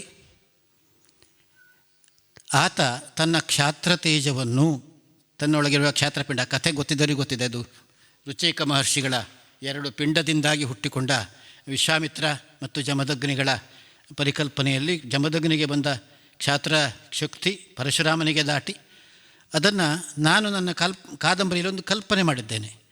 ಅದು ಮತ್ತೆ ಪರಶುರಾಮ ಹಳೆಯ ಕ್ಷತ್ರಿಯಾಂತಕ ಪರಶುರಾಮನಾಗಿ ನಮಗೆ ಕಾಣೋದಿಲ್ಲ, ಗಮನಿಸಿ. ಅದು ರಾಮನಿಗೆ ದಾಟಿಸಿದ ಅಂತ ಮಾಡಿದ್ದೇನೆ ನಾನು. ಅದನ್ನು ಚೆಂದ ಮಾಡಿ ತಂದಿದ್ದಾರೆ. ರಾಮನಿಗೆ ತನ್ನ ಕ್ಷಾತ್ರಪಿಂಡವನ್ನು ದಾಟಿಸಿ ಅವನಲ್ಲಿ ಕ್ಷಾತ್ರಗುಣ ಹೆಚ್ಚು ಬರುವಂತೆ ಮಾಡಿ ಅಲ್ಲಿಗೆ ಆ ಕಥೆ ಎಂಡಾಗಿದೆ. ಯಾವುದು? ಮತ್ತು ಅತ್ಯಂತ ಸುಂದರವಾದ ನೂರಾರು ರಚನೆಗಳುಂಟು, ಒಂದೆರಡಲ್ಲ ಅದು. ನೀವು ಕಂಡನು ದಶವದನ ಕೇಳಿದ್ದೀರಿ ರಾವಣ ವಧೆಯಲ್ಲಿ. ಪರಶುರಾಮ ಪರಶುರಾಮನ ವಿಶ್ವರೂಪವನ್ನು ಕಾರ್ತವೀರ್ಯ ನೋಡೋದುಂಟು, ಅದಕ್ಕಿಂತಲೂ ಸೊಗಸಾಗಿದೆ, ಬಹಳ ಚೆನ್ನಾಗಿ. ವಿಷ್ಣು ವೈಷ್ಣವ ಧನುಸ್ಸನ್ನು ಕೊಡುವಾಗ ಇದಕ್ಕೆ ಪೂರ್ಣ ಪ್ರಮಾಣದಲ್ಲಿ ಬ್ರಹ್ಮಾಂಡ ಪುರಾಣದ ಕಥೆ ಆಧಾರ. ನನ್ನ ಪರಶುರಾಮ ಕಾದಂಬರಿಗೆ ಬ್ರಹ್ಮಾಂಡ ಪುರಾಣ ಮಾತ್ರ ಅಲ್ಲ, ಮಹಾಭಾರತ, ರಾಮಾಯಣ, ಹರಿವಂಶ, ಬೇರೆ ಬೇರೆ ಪುರಾಣಗಳು, ಅಗ್ನಿ ಪುರಾಣ ಮುಂತಾದವುಗಳೆಲ್ಲ ಬರುವ ವಿಷಯಗಳನ್ನು ಕ್ರೋಢೀಕರಿಸಿ ಒಂದು ಕಡೆ ಸಂಗ್ರಹಿಸಿ ಸುಮಾರೊಂದು 10-12 ಪುರಾಣಗಳ ಆಧಾರ ಇದೆ ಅದಕ್ಕೆ. ಪ್ರಧಾನವಾಗಿ ಬ್ರಹ್ಮಾಂಡ ಪುರಾಣ. ಅಲ್ಲಿ ಒಂದು ಸಮಸ್ಯೆ ಇದೆ. ಬ್ರಹ್ಮಾಂಡ ಪುರಾಣ ಅಂತ ಹೇಳುವಾಗ ಅದು ಕೃಷ್ಣ ಮತ್ತು ರಾಧೆ ಬರ್ತಾರೆ. ಆ ಕೃಷ್ಣ ರಾಧೆ ಕಲ್ಪನೆಯಲ್ಲಿ ಕೃಷ್ಣ ಬಂದು ಯಾರಿಗೆ, ಪರಶುರಾಮನಿಗೆ ಆ ಧನುಸ್ಸನ್ನು ಕೊಡೋದು. ಅದನ್ನು ನಾನು ಬದಲಾಯಿಸಿದ್ದೇನೆ. ಯಾಕೆಂದರೆ ಅದು ವೈಷ್ಣವ ತತ್ವದಲ್ಲಿ ಕೃಷ್ಣ ರಾಧೆ ಈ ಕೃಷ್ಣ ಅಲ್ಲ, ಈ ವಿಷ್ಣು. ಆ ಒಂದು ಪರಿಕಲ್ಪನೆ ಬೇರೆ ಉಂಟು. ಅನಿರುದ್ಧ, ಕೃಷ್ಣ, ಸಂಕರ್ಷಣ, ಈ ಚಿತ್ರಣ ಬೇರೆ ಇರ್ತದೆ. ನಾನು ಕೃಷ್ಣನ ತಪ್ಪಿಸಿದ ವಿಷ್ಣು ವೈಷ್ಣವ ಧನುಸ್ಸು. ಆದ್ದರಿಂದ ಆ ವೈಷ್ಣವ ಧನುಸ್ಸಿಗೆ ಬೇರೆ ಕಥೆ ಉಂಟು, ಶೈವ ಧನುಸ್ಸಿಗೊಂದು ಬೇರೆ ಕಥೆ ಇದೆ. ದೇವತೆಗಳಿಗೆಲ್ಲ ಒಂದು ಹುಚ್ಚು ಬಂತಂತೆ, ಶಿವ ಮೇಲೆ ವಿಷ್ಣು ಮೇಲೆ ನೋಡಬೇಕು ಅಂತ 2 ಧನುಸ್ಸು ಮಾಡಿ ಬೆವರಿ ಕೊಡೋದು. ಆಮೇಲೆ ಅದೊಂದು ಗಲಾಟೆ ಆಗಲಿಕ್ಕಿತ್ತು, ಅಷ್ಟೊತ್ತಿಗೆ ತಪ್ಪಿಸಿದರು. ಆ ಶಿವಧನುಸ್ಸು ಉಳಿತು. ಆ ಶಿವಧನುಸ್ಸಿನ ಕಥೆ ಉಂಟು, ವೈಷ್ಣವ ಧನುಸ್ಸಿಗೊಂದು ಕಥೆ ಉಂಟು. ಶಿವಧನುಸ್ಸು ಮುರಿತು, ವೈಷ್ಣವ ಧನುಸ್ಸು ರಾಮನಿಗೆ ಹೋಯಿತು. ಹೀಗೆ ಆ ಬಾಣಕ್ಕೂ ಕಥೆ ಇದೆ, ಪರಶುವಿಗೂ ಕಥೆ ಇದೆ, ಒಂದೊಂದು ಆಯುಧಕ್ಕೂ ಒಂದೊಂದು ಕಥೆ ಇದೆ. ನಮ್ಮ ಆಟದಲ್ಲಿ ನಾನೊಮ್ಮೆ ಫೇಸ್ಬುಕ್ಕಲ್ಲಿ ಬರೆದಿದ್ದೇನೆ ಅದನ್ನು. ಆಯುಧವನ್ನು ರಂಗಸ್ಥಳಕ್ಕೆ ತಂದವರು ಅದನ್ನು ಬಿಸಾಡಿಕೊಂಡು ಕುಣಿತಾರೆ. ಅರ್ಜುನನ ಗಾಂಡೀವಿ ಅಂತ ಹೆಸರಿಟ್ಟದೆ ಅದಕ್ಕೋಸ್ಕರ. ಅದಕ್ಕೆ 5-6 ತಲೆಮಾರು ದಾಟಿ ಬ್ರಹ್ಮನಿಂದ ನಿರ್ಮಾಣವಾದ ಧನುಸ್ಸದು. ಅದನ್ನು ತೆಗೆದು ಹೀಗೆ ಬಿಸಾಡಿಕೊಂಡು ಅರ್ಜುನ ಕುಣಿಯೋದಲ್ಲ ಅಂತ ಹೇಳೋದು ನಾನು. ಅದು ಕುಣಿಲಿಕ್ಕೆ ಬರೋದಿಲ್ಲ. ಯಾಕೆಂದರೆ ಮಾಡಿದ ವ್ಯಕ್ತಿ ಸುಬ್ರಾಯನೋ ರಾಮಣ್ಣನೋ ಇರ್ತಾನೆ. ಆದರೆ ವೇಷದಲ್ಲಿ ರಂಗಸ್ಥಳಕ್ಕೆ ಬಂದಾಗ ಅರ್ಜುನನೋ ರಾಮನೋ ಆಗಿರ್ತಾನಲ್ಲ, ಹಾಗೆ ಅವನ ಧನುಸ್ಸು ಕೂಡ ಅದು ಬಿದಿರಿದ್ದಲ್ಲ, ಅದು ಗಾಂಡೀವ ಧನುಸ್ಸು, ಬ್ರಹ್ಮ ಮಾಡಿದ್ದು. ಈ ಕಲ್ಪನೆ ರಂಗಸ್ಥಳದಲ್ಲಿದ್ದ ವೇಷ ಮಾಡುವ ವ್ಯಕ್ತಿಗಳಿಗೆ ಬರಬೇಕು ಅಂತ ನಾನು ಹೇಳೋನು. ಯಾಕೆಂದರೆ ದೊಡ್ಡ ದೊಡ್ಡ ವ್ಯಕ್ತಿಗಳ ಆಯುಧಗಳಿಗೆ ಭೀಮನ ಗದೆಗೆ ಎಲ್ಲೋ ಇಡುವುದಲ್ಲ, ಅದು ವೃಷಪರ್ವನದ್ದಾಗಿತ್ತು. ಅದಕ್ಕೆ ಎಷ್ಟು ತೂಕ ಇತ್ತು ಎಂಬುದೆಲ್ಲ ಬರ್ತದೆ. ಅದು ಕಥೆ ಉಂಟು ಬಂದು ಅಂತಹದ್ದು. ಹೀಗೆ ಪುರಾಣಗಳನ್ನು ಅಧ್ಯಯನ ಮಾಡಿದವರಿಗೆ ಗೊತ್ತಾಗುತ್ತೆ ಅದು ಯಾವುದು ಅಂಥೇಳಿ, ಯಾವ ಕಾಲ ಯಾವುದಲ್ಲಿದೆ, ಕಾಲಾನುಕ್ರಮದಲ್ಲಿ ಬರಬೇಕಾದ್ದು ಇತ್ಯಾದಿಗಳೆಲ್ಲ. ಇದನ್ನೆಲ್ಲ ಗಮನಿಸಿ ಬಹಳ ಸುಂದರವಾಗಿ ಈ ಪ್ರಸಂಗವನ್ನು ನಿರ್ಮಾಣ ಮಾಡಿದ್ದಾರೆ. ತುಂಬ ಸುಂದರವಾದ ಪದ್ಯಗಳು. ಹೀಗೆ ರಂಗದೃಷ್ಟಿಯಿಂದ ಅಷ್ಟೇ ಅಲ್ಲ ನಾನು ಹೇಳೋದು. ನನಗೆ ಒಂದು ಆಸೆ ಉಂಟು. ಅವರಿಗೆ 80 ವರ್ಷ ಆಯಿತು. ಯಕ್ಷಗಾನ ಅಕಾಡೆಮಿ ಗಮನಿಸಬೇಕಾದ ಒಂದು ವಿಷಯ. ಯಾಕೆಂದರೆ ಪಾರ್ಥಿಸುಬ್ಬನ ಹೆಸರಿನಲ್ಲಿ ಒಂದು ಪ್ರಶಸ್ತಿ ಇವತ್ತು ನನಗೂ ಸಿಕ್ಕಿದೆ, ವಸಂತ ಭಾರದ್ವಾಜಿಗೂ ಸಿಕ್ಕಿದೆ. ಅದಕ್ಕಿಂತಲೂ ಮುಖ್ಯ ನನಗನ್ನಿಸೋದು, ಪಾರ್ಥಿಸುಬ್ಬನ ನಾಡಿನಲ್ಲಿಯೇ ಇರುವ, ಪಾರ್ಥಿಸುಬ್ಬನ ಊರಿನಲ್ಲಿಯೇ ಇರುವ ಕುಂಬಳೆಯಲ್ಲಿ ವಾಸುದೇವ ಭಟ್ರಿಗೆ ಅಂಥದ್ದೊಂದು ಪ್ರಶಸ್ತಿಯ ಅಗತ್ಯ ಇದೆ ಅಂತ ನನಗನ್ನಿಸೋದು. ಯಾಕೆಂದರೆ ಸಹಜವಾಗಿ ಹೇಳ್ತೇನೆ, ನಾನು ಪ್ರಾಮಾಣಿಕವಾಗಿ ಹೇಳ್ತೇನೆ, ವರ್ತಮಾನದ ಅತ್ಯಂತ ಶ್ರೇಷ್ಠ ಯಕ್ಷಗಾನ ಕವಿ ವಾಸುದೇವ ಭಟ್ರು. ಅದು ಪ್ರಶ್ನೆ ಇಲ್ಲ. ಅಷ್ಟು ಲೀಲಾಜಾಲವಾಗಿ, ಅಮರ ಎಲ್ಲ ಅವರಿಗೆ ಕಂಠಪಾಠ ಐತೆ, ಪೂರ್ಣ ಲೀಲಾಜಾಲವಾಗಿ ಆ ಪ್ರಶ್ನೆ ಬರುತ್ತೆ. ಅವರು ಕಾಣಿಸಿಕೊಳ್ಳಿಕ್ಕೆ ಹೆಚ್ಚು ಮುಂದೆ ಹೋಗೋದಿಲ್ಲ, ಹಿಂಜರಿತಾರೆ. ಹಿಂಜರಿಕೆ ಬಂದು ನಮ್ಮ ಅಡ್ಕ ಗೋಪಾಲ ಕೃಷ್ಣ ಭಟ್ರು ಅದನ್ನು ಹೇಳ್ತಾರೆ, ಅವರು ಮುಂದೆ ಬರೋದಿಲ್ಲ ರೀ ಅಂತ. ಮುಂದೆ ಹಾಗಾಗಿ ಅವರು ಪ್ರಸಿದ್ಧರಾಗಲಿಲ್ಲ. ಮತ್ತೊಂದಿದೆ, ನಮ್ಮಲ್ಲಿ ಮೇಳಗಳಲ್ಲಿ ಪ್ರಯೋಗ ಆದರೆ ಆ ಪ್ರಸಂಗ ಪ್ರಸಿದ್ಧ ಆಗತ್ತೆ. ಈಗ ಪೂಂಜರದ್ದೋ, ಬಲೀಪುರದ್ದೋ, ನಾರಾಯಣಪುರದ್ದೋ ಮತ್ತು ಅರ್ಧ ಪ್ರಸಂಗಗಳು ಪ್ರಸಿದ್ಧ ಆದ ಕಾರಣ ಅವರು ಮೇಳದಲ್ಲಿದ್ದರು. ಕಡತೋಕರದ್ದೋ ಅವರು ಮೇಳದಲ್ಲಿ ಅದನ್ನು ಪ್ರಯೋಗಿಸಲಿಕ್ಕೆ ಬೇಕಾಗುವ ಅವಕಾಶ ಅನುಕೂಲಗಳಿದ್ದವು. ನನ್ನಂಥವ್ರು ಬರೆದರೆ, ವಸಂತ ಭಾರದ್ವಾಜರು ಬರೆದರೆ, ಚೇಡಿಗುಮ್ಮೆಯವರು ಬರೆದರೆ, ನಾವು ಮೇಳದ ಯಾವುದೇ ಸಂಪರ್ಕದಲ್ಲಿ ಇಲ್ಲದೇ ಇದ್ದವರು. ನಮ್ಮ ಕೃತಿಯು ರಂಗಕ್ಕೆ ಬರುವುದಕ್ಕೆ ಸಾಧ್ಯವೇ ಇಲ್ಲ. ಅದು ಏನಿದ್ರು ಕಷ್ಟ ಆಗೋದದು. ಹಾಗಾಗಿ ನಾವು ಪ್ರಸಿದ್ಧ ಕವಿಗಳಾಗಿ ಅಷ್ಟು ಪ್ರಸಿದ್ಧ ಅಂತ ಅನಿಸೋದೇ ಇಲ್ಲ. ಸಾಮಾನ್ಯ ಹೆಚ್ಚಾಗಿ ಪ್ರಯೋಗಗಳಾಗೋದಿಲ್ಲ ಅಂಥವುಗಳೇ. ಆದ್ದರಿಂದ ಅಂಥದ್ದು ಆಗಬೇಕು. ನನಗನಿಸದೆ ಇದನ್ನು ಒಂದು ದಿವಸದ ಆಟದಲ್ಲಂತೂ ಖಂಡಿತ ಮಾಡಲಿಕ್ಕೆ ಆಗೋದಿಲ್ಲ. ಎಷ್ಟು ಸಂಗ್ರಹಿಸಿದರೂ ಇಡೀ ಪರಶುರಾಮನ ಅವತಾರದ ಸಂಪೂರ್ಣ ಕಥೆ ಇದೆ. ಹಾಗೆ ರಾಮನ ಕಥೆಯು ಸಂಪೂರ್ಣ ಮಾಡಲಿಕ್ಕೆ ಆಗೋದಿಲ್ಲ ನಾನು ಹೇಳೋದು. ಕೃಷ್ಣನ ಕಥೆಯಾದರೂ ಆಗೋದಿಲ್ಲ. ಪರಶುರಾಮನೊಬ್ಬ ಅವತಾರ ಪುರುಷ. ಸಪ್ತಾಹದ ರೀತಿಯಲ್ಲಿ ಯಾರಾದರೂ ಮಾಡೋದಿದ್ದರೆ, ಮೊನ್ನೆ ಮಯ್ಯರ ಒಂದು ವಿಷಯ ಮಾತಾಡಿದ ನಂತರ 7 ದಿವಸಗಳ ಕಾಲ ನಿರಂತರವಾಗಿ ಆಟವೋ ತಾಳಮದ್ಲಿಯೋ ಮಾಡೋದಿದ್ದರೆ ಸಪ್ತಾಹ ಅಥವಾ ಅದಕ್ಕಿಂತಲೂ ಹೆಚ್ಚಿದೆ ಇದು. ಯಾಕೆಂದರೆ ನಾನು ಈ ಕೃತಿಯನ್ನು ಬರೀಬೇಕಾದರೆ ಈ ದಕ್ಷಿಣ ಕನ್ನಡ ಇದರ ನಿರ್ಮಾಣಕ್ಕೆ ಆಗುವಾಗ ನನಗೆ ಆಗ ಸಹಾಯ ಮಾಡಿದವರು, ಸೂಚನೆ ಕೊಟ್ಟವರು ಹಿರಣ್ಯ ವೆಂಕಟೇಶ್ ಭಟ್ರು. ಈ ಕೇರಳದ ಚರಿತ್ರೆ ಉಂಟು ನಿರ್ಮಾಣ ಆದದ್ದು, ಅದನ್ನು ನೋಡಿ ಅಂತ ಮತ್ತು ಸಹ್ಯಾದ್ರಿ ಖಂಡ, ಈ 2 ಕೃತಿಗಳನ್ನು ನಾನು ಗಮನಿಸಿದ್ದೇನೆ. ಸಹ್ಯಾದ್ರಿ ಖಂಡ ಮತ್ತು ಕೇರಳ ಹೇಗೇನೋ ಒಂದು ಹೆಸರಿದೆ, ನನಗೆ ಹೆಸರಿಗೆ ನೆನಪಾಯಿತು ಅಲ್ಲ, ಕೇರಳ ನಿರ್ಮಾಣ ಹಾಗೇನೋ ಅಂತ ಇರಬೇಕದು. ಕೇರಳ ನಿರ್ಮಾಣ ಆಗಿದೆ ಅನ್ನೋದು ಚೆನ್ನಾಗಿದೆ, ಅದು ಕನ್ನಡದಲ್ಲಿದೆ. ಕೆಲವು ನನಗೆ ಜೆರಾಕ್ಸ್ಗಳ ಫೋಟೋಗಳು ಮಾತ್ರ ಸಿಕ್ಕಿದ್ದು, ಪುಸ್ತಕ ಸಿಕ್ಕಿಲ್ಲ. ಅದು ಅವುಗಳನ್ನೆಲ್ಲ ಗಮನಿಸಿದ್ದೇನೆ. ಮತ್ತು ಅಲ್ಲಿ ಒಂದೇ ದಿವಸ ನಿರ್ಮಾಣ ಆದ್ದಲ್ಲ, ಯಾವುದು ಕರಾವಳಿ ಒಂದೇ ದಿವಸ ನಿರ್ಮಾಣ ಆದ್ದಲ್ಲ, ಹೊಯ್ಗೆ ಆಗಿರ್ತಿತ್ತು ಅಷ್ಟೇ. ಅದಕ್ಕೆ ಪರಶುರಾಮ ಮಣ್ಣಾಗುವಂತೆ ಮಾಡಿದ್ದು, ನೀರು ಸಿಹಿ ನೀರು ಬರುವಂತೆ ಮಾಡಿದ್ದು, ಇದೆಲ್ಲ ಈ ಕಥೆಯಲ್ಲಿ ಉಂಟು. ಹೇಗೆ ಕರಾವಳಿ ನಿರ್ಮಾಣ ಆಯಿತು ಎಂಬುದಕ್ಕೆ ಅದಕ್ಕೆ ಕಾರಣಗಳು. ಮತ್ತು ಬ್ರಹ್ಮಾಂಡ ಪುರಾಣದಲ್ಲಿ ಬೇರೆ ಒಂದು ಘಟನೆ ಬರ್ತದೆ. ಅದು ಪರಶುರಾಮ ಅಲ್ಲಿ ಸಗರ ಪುತ್ರರು ಮಣ್ಣು ತಂದು ತುಂಬಿಸಿದ್ದು, ತೆಗೆದು ಹಾಕಿದ್ದೆಲ್ಲ ಒಂದು ಕಡೆ ತುಂಬಿ ಅದು ಏನು ಕರಾವಳಿ ಮುಚ್ಚಿ ಹೋಯಿತು. ಆಮೇಲೆ ಪರಶುರಾಮನಿಂದ ಅದು ಬಿಡುಗಡೆ ಆಯಿತು ಅಂತ. ಅದು ಒಪ್ಪಲಿಕ್ಕೆ ಬರೋದಿಲ್ಲ, ಯಾಕೆಂದರೆ ಅವನು ಸಗರ ಪುತ್ರರು ಇದ್ದಿದ್ದು ಅಯೋಧ್ಯೆಯಲ್ಲಿ, ಅಲ್ಲಿ ಹತ್ತಿರ ಕಲೋದು, ಅಲ್ಲಿ ಎಲ್ಲ ಅವರು ನಿರ್ಮಾಣ ಮಾಡಿ ಅಲ್ಲಿ ಗಂಗಾ ನದಿ ಒಳಗೆ ಹೋದದ್ದು. ಕೆಲವು ಸಲ ಪುರಾಣದಲ್ಲಿ ಅದನ್ನೆಲ್ಲ ನಾವು ಸೀದಾ ನಂಬಿಕೊಂಡು ಇಲ್ಲಿ ಮಾಡಲಿಕ್ಕೆ ಬರೋದಿಲ್ಲ, ಯಾಕೆಂದರೆ ನಾಳೆ ಆಕ್ಷೇಪ ಬರ್ತದೆ. ಯಾಕೆಂದರೆ ಇದು ಪಶ್ಚಿಮ ಕರಾವಳಿ, ಅದು ಪೂರ್ವ ಕರಾವಳಿ ಗಂಗಾ ನದಿ. ಇಲ್ಲಿವರೆಗೆ ಅದು ಬಂದು ತುಂಬಿ ತೊಂದರೆ ಪ್ರದೇಶ. ಅದು ಕಾರಣಗಳು ಬೇರೆ ಬೇರೆ ಎಲ್ಲ ಇದೆ. ಇಂಥದ್ದು ಕಾರಣಕ್ಕಾಗಿತ್ತು ಅಂತ ವರುಣನನ್ನು ಒಪ್ಪಿಸ್ತಾನೆ. ವರುಣನನ್ನು ಒಪ್ಪಿಸುವುದೆಲ್ಲ ಇದೆ. ಕೊನೆಯ ಭಾಗದಲ್ಲಿ ಸ್ವಲ್ಪ ಸಪ್ಪೆ ಅನ್ನಿಸಿತ್ತು, ಯಾಕೆಂದರೆ ಅದು ಯುದ್ಧ ಭಾಗ ಅಲ್ಲ, ಅಲ್ಲಿವರೆಗೆ ಘೋರ ಯುದ್ಧವೇ. ನೀವು ಗಮನಿಸಬೇಕಾದ ಮತ್ತೊಂದಂದರೆ ಕುಮಾರ ವಿಜಯದ ಮಟ್ಟದಲ್ಲಿದೆ ಈ ಕೃತಿ. ಯಾವುದರಲ್ಲಿ ಗೊತ್ತಾ? ಕಾರ್ತವೀರ್ಯಾರ್ಜುನ ಮತ್ತು ಅದರ ವಿರೋಧಿಗಳ ಹೋರಾಟ. ಈಗೇನು ಈಗಿನ ಪ್ರಸಿದ್ಧವಾದ ಕಾರ್ತವೀರ್ಯಾರ್ಜುನ ಕಾಳಗದಲ್ಲಿ 2 ಮಂತ್ರಿಗಳು ಅಥವಾ ಕಾಲಜ್ಞ ಮತ್ತು ಇನ್ಯಾರೋ ಇಬ್ಬರು ಬರ್ತಾರೆ, ಅದು ಅಲ್ಲವೇ ಅಲ್ಲ, ಕಥೆ ಇಲ್ಲ ಅಲ್ಲಿ. ಮತ್ತು ರೇಣುಕೆಯ ತಂದೆ ರೇಣುಕ ಅಲ್ಲ, ಪ್ರಸೇನಜಿತ್ ಎಂಬಂಥ ರಾಜ, ಸೂರ್ಯವಂಶದ ಚಕ್ರವರ್ತಿ. ಅದನ್ನು ಸರಿ ಮಾಡಬೇಕಿತ್ತು ಮೊನ್ನೆ ವರ್ಣ ಪಲ್ಲಾಟದಲ್ಲಿ. ಇದು ಸುಪ್ರಸಿದ್ಧ ಚಕ್ರವರ್ತಿ, ಅವನು ತ್ರಿಶಂಕುವಿಗಿಂತ ಹಿಂದಿನ ತಲೆಮಾರಿನವನು, ರೇಣುಕೆಯ ತಂದೆಯೂ ಕೂಡ. ಆಮೇಲೆ ಜಮದಗ್ನಿ ಮತ್ತು ಇಂಥ ಅನೇಕ ಕಥೆಗಳು, ತುಂಬ ಉಪಕಥೆಗಳನ್ನೆಲ್ಲ ಇದರೊಳಗೆ ತಂದಿದ್ದಾರೆ ಅವರು. ನನ್ನ ಕಾದಂಬರಿಯಲ್ಲಿ ಬಂದದ್ದನ್ನೇ ತಂದ್ದಾರೆ. ಸಾಹಿತ್ಯ ಭಂಡಾರದವರು ಅದನ್ನು ಕಾದಂಬರಿ ರೂಪದಲ್ಲಿ ಪ್ರಕಟಿಸಿದ್ದಾರೆ. ನಾನು ತರಲಿಲ್ಲ ಪುಸ್ತಕ, ಅಗತ್ಯ ಇದ್ದವರು ಆ ವೀರತಪಸ್ವಿ ಪರಶುರಾಮ ಕೃತಿಯನ್ನು ರಾಜಗೋಪಾಲರು ಓದಿದ್ದಾರೆ. ಗಮನಿಸಿ ಕೊಟ್ಟರೆ ನಿಮಗೆ ಪರಶುರಾಮನ ಸಮಗ್ರ ಚಿತ್ರ ಬರ್ತದೆ. ಈ ಬ್ರಹ್ಮಾಂಡ ಪುರಾಣ ಆದಿಗಳನ್ನು ಆಧರಿಸಿ ಬೇರೆ ಬೇರೆ ಕೃತಿಗಳನ್ನು ರೂಪಿಸಿದ್ದಿದ್ದು. ಇದನ್ನು ನನಗೆ ಬಹಳ ಸಂತೋಷ ಅಂದರೆ, ಇದನ್ನು ಉಮೇಶ್ ರಾಯರು ಬಹಳ ಹಿಂದೆಯೇ ನನ್ನಲ್ಲಿಯೂ ಹೇಳಿದರು, ಇದನ್ನು ನಾನು ಪ್ರಕಟಿಸ್ತೇನೆ.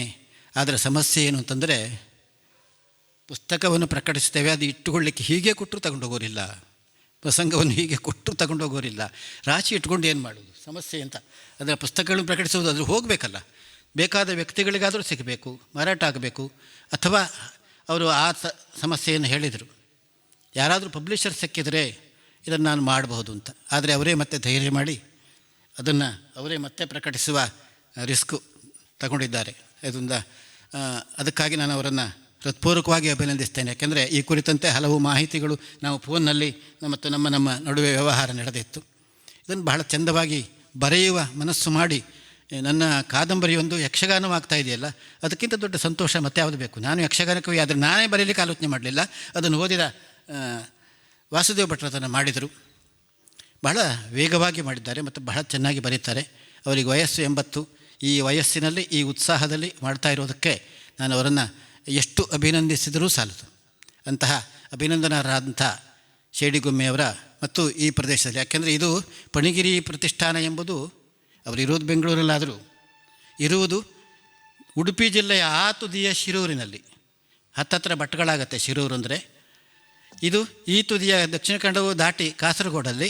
ಇದು ಕೋಇನ್ಸಿಡೆನ್ಸ್, ಹೇಗೋ ಹೋದ ವರ್ಷದಿಂದ ಅವರೇ ಬಂದು ಇಲ್ಲಿಯೇ ಅವರಿಗೊಂದು ಸನ್ಮಾನವನ್ನು ಮಾಡಿದ್ದಾರೆ ಮತ್ತು ಈ ವರ್ಷ ಅವರ ಪುಸ್ತಕವನ್ನು ಇಲ್ಲಿಯೇ ಬಿಡುಗಡೆ ಮಾಡಿದ್ದಾರೆ. ಇದಕ್ಕಾಗಿ ಆ ಇಬ್ಬರು ಮಹನೀಯರನ್ನು ಹೃತ್ಪೂರ್ವಕವಾಗಿ ಅಭಿನಂದಿಸ್ತಾ, ಈ ಅವಕಾಶ ನನಗೆ ಇವತ್ತು ನನ್ನ ಹೆಸರನ್ನು ಹಾಕಿದ್ದಾರಲ್ಲಿ, ನಾನು ಅದನ್ನು ಬೇಡ ಅಂತ ಹೇಳಿದ್ದೇನೆ. ನನ್ನ ಕಾಲಿನ ಅನಾರೋಗ್ಯ ಅದೊಂದು ಸಮಸ್ಯೆ ಇದೆ, ಹಾಗಾಗಿ ನಾನು ಮಧ್ಯಾಹ್ನದವರೆಗೆ ಮಾತ್ರ ಇರ್ತೇನೆ ಎಂಬುದನ್ನು ಹೇಳ್ತಾ ನನ್ನ ಮಾತನ್ನು ಮುಗಿಸ್ತೇನೆ. ನಮಸ್ಕಾರ. ವಂದನೆಗಳು. ಅಧ್ಯಕ್ಷೀಯ ಭಾಷಣ ಮಾಡಿದಂತಹ ಶ್ರೀಧರ್ DS ಅವರಿಗೆ ಕೃತಜ್ಞತೆಗಳನ್ನು ಅರ್ಪಿಸ್ತಾ ಇದ್ದೇನೆ. ಸಮಕಾಲೀನ ಪೌರಾಣಿಕ ಕಾದಂಬರಿಗಳನ್ನು ಬರೆಯುವರಲ್ಲಿ ಅತ್ಯಂತ ಖ್ಯಾತಿಯನ್ನು ಪಡೆದಂಥವರು ಶ್ರೀಧರ್ DS ಅವರು. ಅವರ ಹಿಂದಿನ ಎಲ್ಲ ಕಾದಂಬರಿಗಳನ್ನು ಓದಿದ ಒಂದು ನೆನಪು ನನಗಿದೆ. ಈ ಸಲ ಗಾಂಡೀವಿಯನ್ನು ಕೂಡ ಇತ್ತೀಚೆಗೆ ನಾನು ಓದಿದ್ದೇನೆ. ಬಹುಶಃ ನಾವೆಲ್ಲ ಪ್ರಸಂಗಕರ್ತರು ಆ ಗ್ರಂಥಗಳನ್ನು ಓದಬೇಕು. ಮುಂದಿನ ಸಣ್ಣ ಸಣ್ಣ ಪ್ರಸಂಗಗಳಿಗೆ ಕೂಡ ಅದು ಪ್ರೇರಕ ಆಗ್ತದೆ ಅನ್ನೋದು ನನ್ನ ವೈಯಕ್ತಿಕ ಒಂದು ಅನಿಸಿಕೆಗಳು. ಕಾರ್ಯಕ್ರಮದ ಅಂತಿಮ ಘಟ್ಟದಲ್ಲಿ ನಾವಿದ್ದೇವೆ. ಧನ್ಯವಾದ ಸಮರ್ಪಣೆಯನ್ನು ಮಾಡಲಿಕ್ಕಿದ್ದಾರೆ ಸಿರಿಬಾಗಿಲು ವೆಂಕವೇ ಪ್ರತಿಷ್ಠಾನದ ಅಧ್ಯಕ್ಷರು ಆಗಿರುವಂತಹ ಸಿರಿಬಾಗಿಲು ರಾಮಕೃಷ್ಣಮಯ್ಯರು. ವೇದಿಕೆಯಲ್ಲಿ ಉಪಸ್ಥಿತರಿದ್ದ ಎಲ್ಲ ಗಣ್ಯರೇ, ಆದರಣೀಯ ಬಂಧುಗಳೇ, 2 ವಿಚಾರವನ್ನು ಪ್ರಸ್ತಾಪಿಸಿ ಧನ್ಯವಾದ ಕೆಲಸಕ್ಕೆ ಹೋಗ್ತೇನೆ. ಇದು ಭಾಗ್ಯ ಇದು ಭಾಗ್ಯ ಇದು ಭಾಗ್ಯವಯ್ಯ, ಆ ಹಾಡಿನ ನೆನಪಾಗ್ತದೆ, ಆ ಮಾತಿನ. ಈ ಸಿರಿಬಾಗಿಲು ಪ್ರತಿಷ್ಠಾನದ ಸಾಂಸ್ಕೃತಿಕ ಭವನದ ಶಿಲಾನ್ಯಾಸವನ್ನು ಬ್ರಹ್ಮೈಕ್ಯ ಶ್ರೀ ಕೇಶವಾನಂದ ಶ್ರೀಪಾದಂಗಳವರು ನೆರವೇರಿಸಿಕೊಟ್ಟರು. 2023ರಲ್ಲಿ ಲೋಕಾರ್ಪಣೆಯನ್ನು ಡಾಕ್ಟರ್ ರಾಜಶ್ರೀ ವೀರೇಂದ್ರ ಹೆಗಡೆಯವರು ನಡೆಸಿದರು. ಇತ್ತೀಚೆಗಷ್ಟೇ ಶ್ರೀ ಕೇಶವಾನಂದ ಭಾರತಿಗಳನ್ನು ಸ್ಮರಿಸುವ ಉದ್ದೇಶದಿಂದ ಶ್ರೀ ಕೇಶವಾನಂದ ಭಾರತಿ ಸ್ಮೃತಿ ಮಂದಿರವನ್ನು ಶೃಂಗೇರಿ ಜಗದ್ಗುರುಗಳು ಲೋಕಾರ್ಪಣೆಗೈದರು. ಶ್ರೀ ಸಚ್ಚಿದಾನಂದ ಭಾರತಿ ಶ್ರೀಪಾದಂಗಳವರು ನಿರಂತರ ನಮ್ಮನ್ನು ಹರಿಸ್ತಾ ಇದ್ದಾರೆ. ಇಂತಹ ಪುಣ್ಯ ಭೂಮಿ ಎಂದೇ ಹೇಳಬಹುದಾದಂಥ ಈ ಸಿರಿಬಾಗಿಲು ಪ್ರತಿಷ್ಠಾನದ ಸಾಂಸ್ಕೃತಿಕ ಭವನದಲ್ಲಿ ಇಂತಹ ಚಟುವಟಿಕೆಗಳು ನಡೆಯುವುದು ನಮಗೆ ಬಹಳ ಸಂತಸ ತಂದಿದೆ, ಧನ್ಯತಾ ಭಾವ ಮೂಡಿದೆ. ಕಳೆದ ವರ್ಷದಿಂದಲೇ ಶ್ರೀ ರಾಜಗೋಪಾಲ್ ಕನ್ಯಾನ ಅವರು ಪ್ರೇರೇಪಿಸಿದಂತೆ, ಅವರ ಸಲಹೆಯಂತೆ ಈ ಪ್ರಸಂಗ ರಚನಾ ಕಮ್ಮಟವನ್ನು ಆಯೋಜಿಸಿದೆವು. ಡಾಕ್ಟರ್ ಕಬ್ಬಿನಾಲೆ ವಸಂತ ಭಾರದ್ವಾಜರ ಮಾರ್ಗದರ್ಶನದಲ್ಲಿ ಹಾಗೂ ಶ್ರೀಧರ್ DS ಅವರ ಮಾರ್ಗದರ್ಶನದಲ್ಲಿ ಕಳೆದ ವರ್ಷ ನಡೆಸಿದಂತಹ ಯಕ್ಷಗಾನ ಪ್ರಸಂಗ ರಚನಾ ಕಮ್ಮಟ ಯಶಸ್ವಿಯಾಯಿತು. ಅದರ ಜೊತೆಗೆ ಫಣಿಗೇರಿ ಪ್ರತಿಷ್ಠಾನದ ಶಿರೂರು ಫಣಿಯಪ್ಪಯ್ಯನವರ ಜನ್ಮದಿನ ಆಚರಣೆ ಕೂಡ ಕಳೆದ ವರ್ಷ ನಾವು ಮಾಡಿದೆವು. ಜೊತೆಯಲ್ಲಿ ಇದು 2ನೇ ವರ್ಷದ ಪ್ರಸಂಗ ರಚನಾ ಕಮ್ಮಟ. ಇದು ಯಶಸ್ವಿಯಾಗಲು ನಿಮ್ಮೆಲ್ಲರ ಸಹಕಾರಗಳಿರಲಿ. ಇದರಲ್ಲಿ ಭಾಗವಹಿಸಿದ ಎಲ್ಲ ಪ್ರಸಂಗ ರಚನೆ ಯುವ ಪ್ರಸಂಗಕರ್ತರಲ್ಲೂ ನನ್ನದೊಂದು ಭಿನ್ನ. ಈ 2ನೇ ಕಮ್ಮಟ ಇದೆ. ಈ ಕಮ್ಮಟ ನಡೆಸಿ ಮುಂದಿನ ಕಮ್ಮಟಕ್ಕೆ ನಾವು ತಯಾರಿ ನಡೆಸೋಣ. ಮುಂದಿನ ವರ್ಷಕ್ಕೆ ನೀವೆಲ್ಲರೂ ಒಂದು ಪ್ರಸಂಗವನ್ನು ರಚಿಸಿ ಕೊಟ್ಟಲ್ಲಿ ಸಿರಿಬಾಗಿಲು ಪ್ರತಿಷ್ಠಾನ ಮೂಲಕ ಅದನ್ನು ಪ್ರಕಾಶಿಸಲು ನಾವು ಸಿದ್ಧರಾಗಿದ್ದೇವೆ. ಶ್ರೀಧರ್ DS ಅವರೊಂದು ಮಾತು ಹೇಳಿದರು. ಗಡಿನಾಡ ಶ್ರೇಷ್ಠ ಕವಿ ವಾಸುದೇವ ಭಟ್ಟರಿಗೆ ಪಾರ್ಥಿಸುಬ್ಬ ಪ್ರಶಸ್ತಿ ದೊರಕಿಸಿಕೊಡುವಲ್ಲಿ ನಮ್ಮಿಂದ ಆಗುವ ಪ್ರಯತ್ನವನ್ನು ಪ್ರತಿಷ್ಠಾನ ಮೂಲಕ ಮಾಡುತ್ತೇವೆ. ಇಲ್ಲಿ ಆಗಮಿಸಿದ ಎಲ್ಲರೂ ಕೂಡ ಯಕ್ಷಗಾನ ಅಕಾಡೆಮಿಗೆ ಆ ಬಗ್ಗೆ ಒಂದು ಸೂಚನೆ ನೀಡಬೇಕಾಗಿ ನಾನು ಕೇಳಿಕೊಳ್ತೇನೆ. ಅದಲ್ಲದೆ ಇಂದಿಗೆ ಬಿಡುಗಡೆಗೊಂಡಂತಹ ವೀರ ತಪಸ್ವಿ ಪರಶುರಾಮ ಈ ಪ್ರಸಂಗದ ಪ್ರದರ್ಶನಕ್ಕೆ ಈ ಪ್ರಸಂಗವನ್ನು ನೋಡಿ ಯಾವ ರೀತಿ ಮಾಡ್ಬೋದು ಎಂಬ ಬಗ್ಗೆ ತಯಾರಿ ನಡೆಸಲು ಪ್ರತಿಷ್ಠಾನಬದ್ಧವಾಗಿದೆ. ಇಷ್ಟನ್ನು ಹೇಳುತ್ತಾ ಇಂದಿನ ಈ ಪ್ರಸಂಗ ರಚನಾ ಕಮ್ಮಟ ಜೊತೆಯಲ್ಲಿ ಫಣಿಗಿರಿ ಪ್ರತಿಷ್ಠಾನ ಶಿರೂರು ಈ ಶೇಡುಗುಮ್ಮೆ ವಾಸ್ತವ ಭಟ್ ವಿರಚಿತ ವೀರ ತಪಸ್ವಿ ಪರಶುರಾಮ ಯಕ್ಷಗಾನ ಪ್ರಸಂಗ ಕಾವ್ಯ ಲೋಕಾರ್ಪಣೆಗೊಳಿಸಿದಂತಹ ಡಾಕ್ಟರ್ ಕಬ್ಬಿನಾಲೆ ವಸಂತ ಭಾರದ್ವಾಜರವರಿಗೆ ಸಿರಿಬಾಗಿಲು ಪ್ರತಿಷ್ಠಾನ ವತಿಯಿಂದ ಹಾಗೂ ಫಣಿಗಿರಿ ಪ್ರತಿಷ್ಠಾನದ ವತಿಯಿಂದ ಅನಂತ ಧನ್ಯವಾದಗಳು. ಇಂದಿನ ಈ ಕಾರ್ಯಕ್ರಮದಲ್ಲಿ ಅಧ್ಯಕ್ಷತೆ ವಹಿಸಿದಂತಹ ಗೌರವಾನ್ವಿತ ಶ್ರೀಧರ್ DS ಅವರಿಗೆ ಸಿರಿಬಾಗಿಲು ಪ್ರತಿಷ್ಠಾನ ವತಿಯಿಂದ ಹಾಗೂ ಫಣಿಗಿರಿ ಪ್ರತಿಷ್ಠಾನ ವತಿಯಿಂದ ಅನಂತ ಧನ್ಯವಾದಗಳು. ವೇದಿಕೆಯಲ್ಲಿ ಉಪಸ್ಥಿತರಿದ್ದಂತಹ ಶ್ರೀ ಗಿರೀಶ್ ಹೆಗಡೆ ಪ್ರಬಂಧಕರು, ಶ್ರೀ ಧರ್ಮಸ್ಥಳ ಮೇಳ, ನಾವು ಜೊತೆಯಾಗಿ 30 ವರ್ಷದಿಂದ ಜೊತೆಯಾಗಿದ್ದೇವೆ. ಅವರ ಹಲವು ಭಾವಿನಿ ಷಟ್ಪದಿಗಳನ್ನೆಲ್ಲ ಓದಿದ್ದೇನೆ. ಅವರಲ್ಲಿ ಒಂದು ಭಿನ್ನ, ಇಂದಿನ ಈ ಪ್ರಸಂಗ ರಚನಾ ಕಮ್ಮಟದಲ್ಲಿ ಭಾಗವಹಿಸಿದ್ದೀರಿ. ಮುಂದಿನ ಪ್ರಸಂಗ ರಚನಾ ಕಮ್ಮಟಕ್ಕಾಗುವ ನಿಮ್ಮಿಂದ ಒಂದು ಪ್ರಸಂಗವನ್ನು ನಿರೀಕ್ಷಿಸುತ್ತೇನೆ. ಅದನ್ನು ಪ್ರಕಾಶಿಸಲು ಪ್ರತಿಷ್ಠಾನಬದ್ಧವಾಗಿದೆ. ಉಪಸ್ಥಿತರಿದ್ದಂತಹ ಫಣಿಗಿರಿ ಪ್ರತಿಷ್ಠಾನದ ಅಧ್ಯಕ್ಷರು ಉಮೇಶ್ ಶಿರೂರು ಅವರಿಗೆ ಪ್ರತಿಷ್ಠಾನ ವತಿಯಿಂದ ಧನ್ಯವಾದಗಳು.